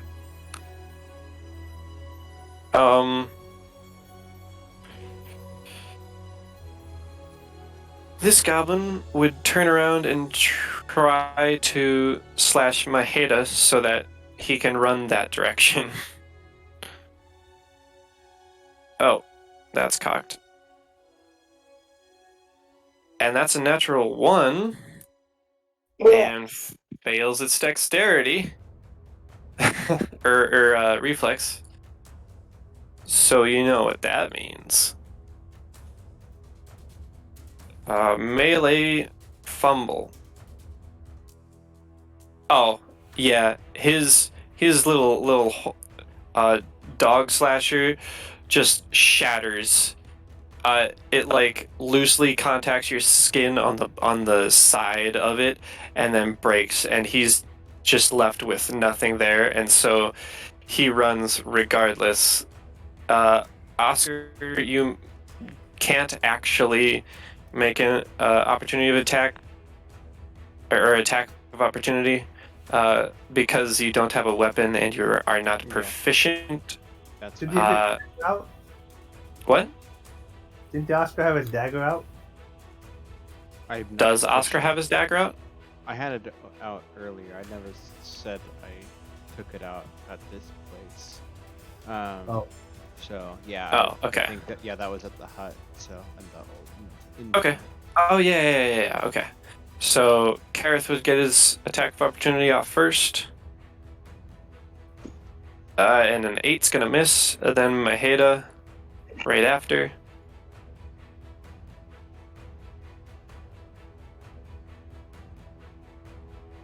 Nope. Actually, this guy is pretty stupid. He would run this way. If I could get a reflex save from you.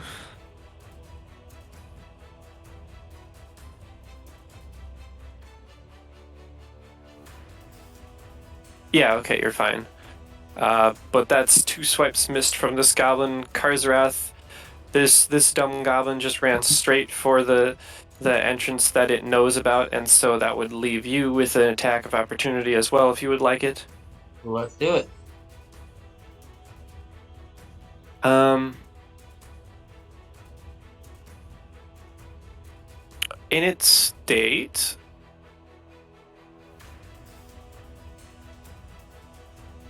I'm gonna give it to you. So that's 8 whole damage. Wow. Yeah. You eviscerate this goblin. Basically, it's running by. Rapier just goes through one ear and out the other. Pretty much. And then these 3 are still gonna shoot. That one is trained on you, Karzarath. You already know this.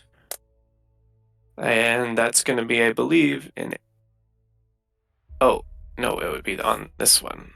A 19 to hit. That will hit. for another 1 damage. One of them would try to shoot Maheda, and you do have covers, so that's a +4 to your AC. And it rolled a 2 on the die anyway, so it's going to miss you. And the other is going to shoot at Kareth. And rolls a 24 to hit, which is going to hit. And is going to deal 3 whole damage.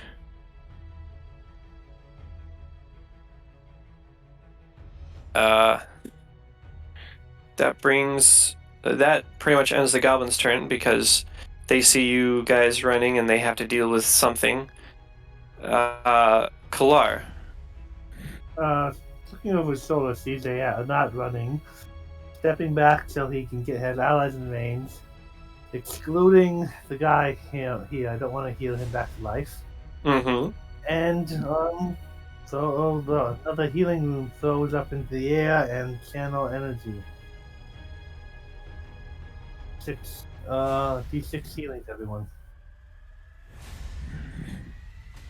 Thank you. Thank you. I'm alive. Level 1. Karzarath. There are no more goblins in your current position. You're getting fired upon by those 3, but the rest of them seem to be leaving you to your whims. All right.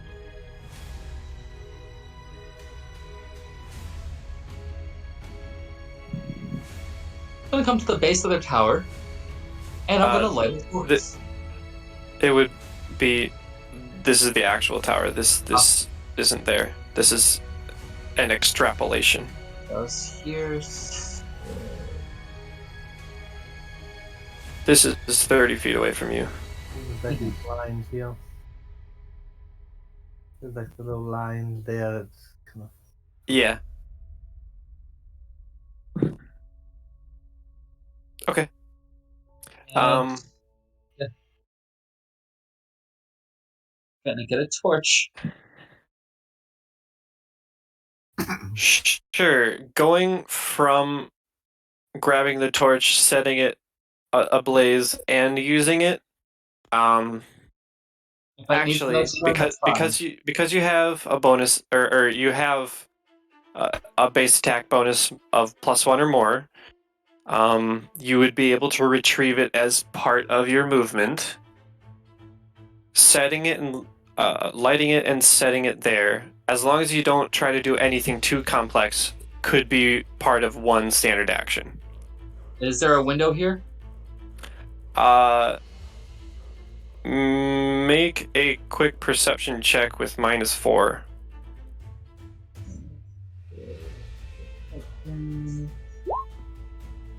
6.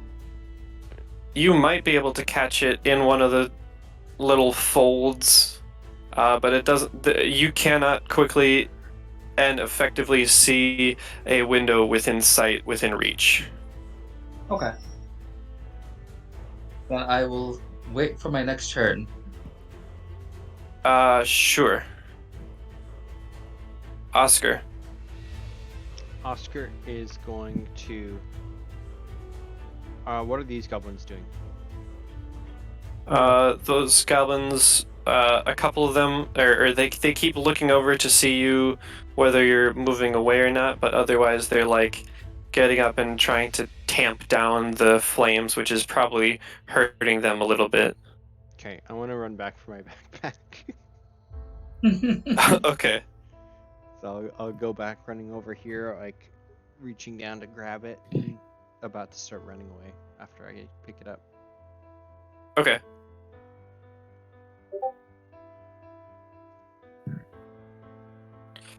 Sure.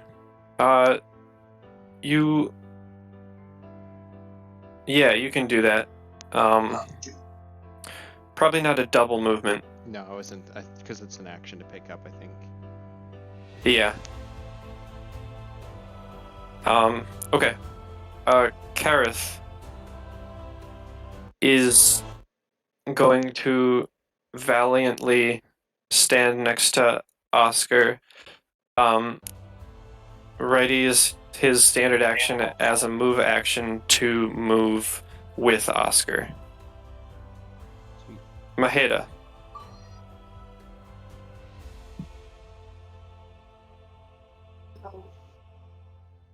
Did Uh, Karth get the healing can't- from? Kareth did get the healing. I'm rolling dice and he got a 2, so it went from 6 to 8. Oh, okay. I'm just gonna get the hell out of here, so gonna Sure. double move. Sounds good.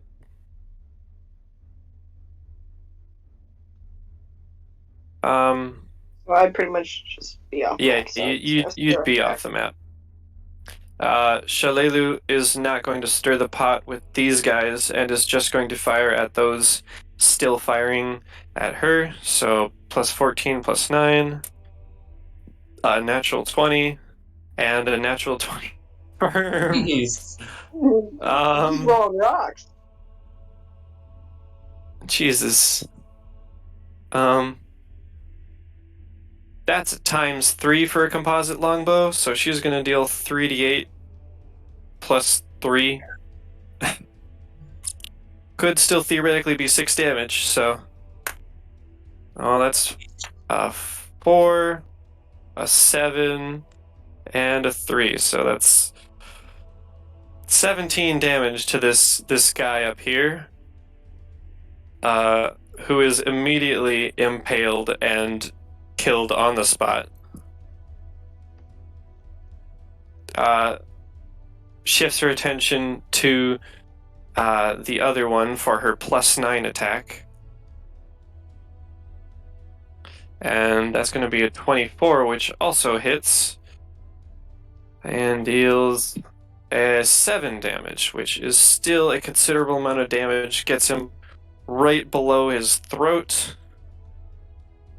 And leaves him a bit winded. That would be both of her attacks. This goblin is going to back away. This one is going to lean over the edge and fire down at you, which is a weird dynamic. It's as if you were lying prone, effectively. So I will give, I think a -2? Something like that. So 14 I don't think hits you. Nope. Okay, well that's the goblin's turn. Kalar. Only the cat is that badly injured, and I don't want to waste a channel on only one helping one person. Mm-hmm. So he's not going to move anywhere, but he will target this one with his crossbow. Sorry, which one? No, the one that's leaning over. Okay, gotcha. Due to him leaning over, I am actually probably going to negate his cover bonus. And then light crossbow. Yeah, that'll hit. I hit. That's a solid hit. It's like Catch 4 him. damage. Catch him right in the top of the head and deal 4 damage. However, goblin skulls are thick and not all the brain matter is all there. Karzarath. That guy, that's the guy who got arsenic poisoning, so he's gonna have a bad day in the coming weeks. Oh, that's true. Is this guy still Karzarath. leaning over? Yeah, and he just grabbed the top of his head and just ah! How high up is the tower go? 30 feet? No, they wouldn't build up that high. Probably 20 feet. Okay. I'm going to fly up and just grab the guy who's laying over and try to pull him off. If you would like to fly up, I'm going to have to make you do a fly roll because that is a difficult thing to do.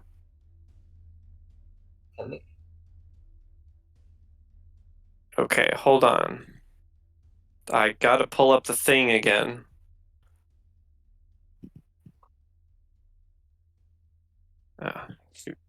And I can grab things with my tail. That is something he can Fly, do. fly up at greater than a 45-degree angle. Okay. Fly speed was poor or clumsy? I think clumsy. Did you already factor that in?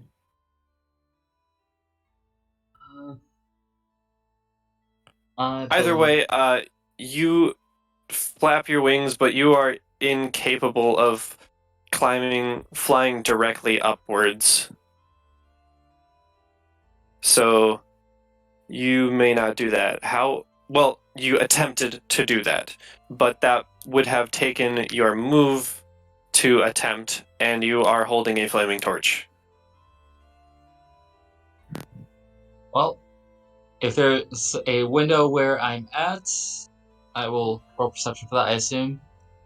Yeah, quick perception again.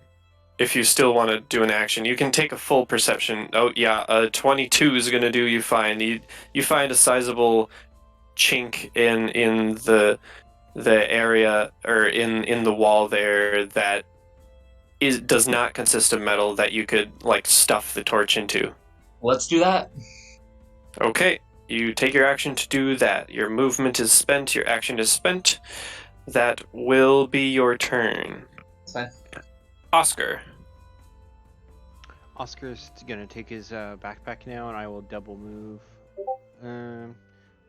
He's gonna run actually, so 4 times with the penalty to defense, and I'm just gonna get off map.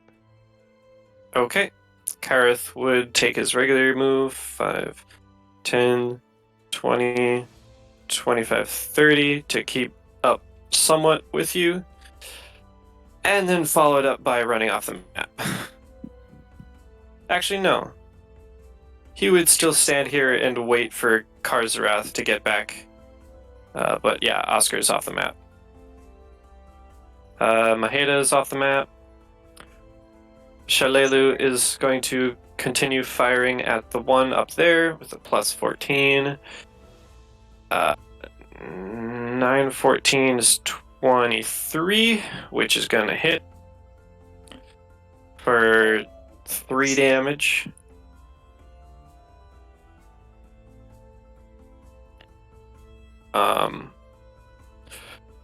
Take your second strike with the plus 9, which was cocked. That's a 12, which is not going to hit. And she's still waiting for Karzrath as well.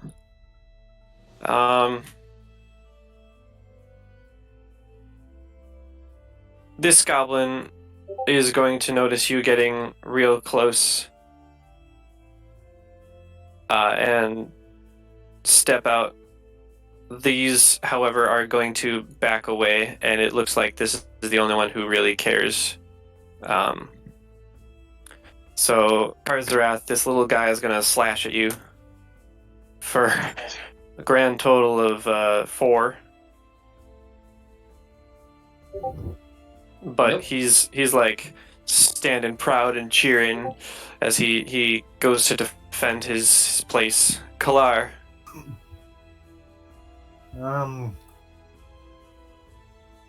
These guys are ducking back inside the tower. Yes, they are. It's hard to get to. So we'll line a crossbow bolt up at this one and fire at him. I don't think Okay. An 8's gonna hit. No, an 8 will not hit.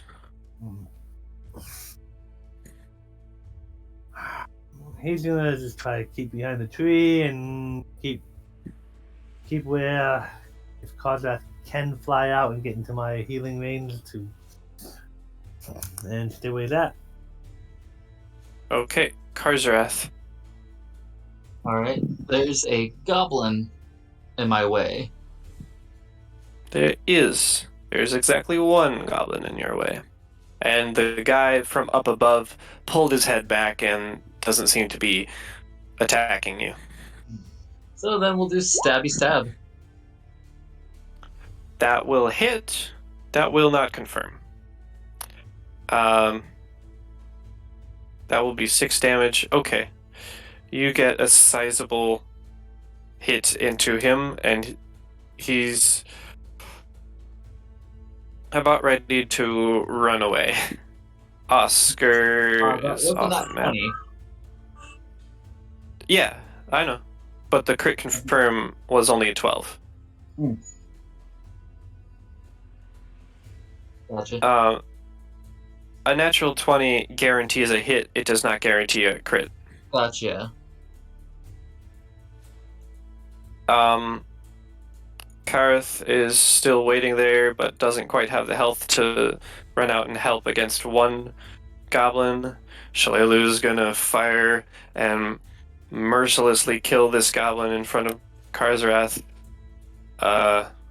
Yeah, 19's gonna hit. It's gonna deal more than 1 damage, and this goblin is just falls over. Very, very dead.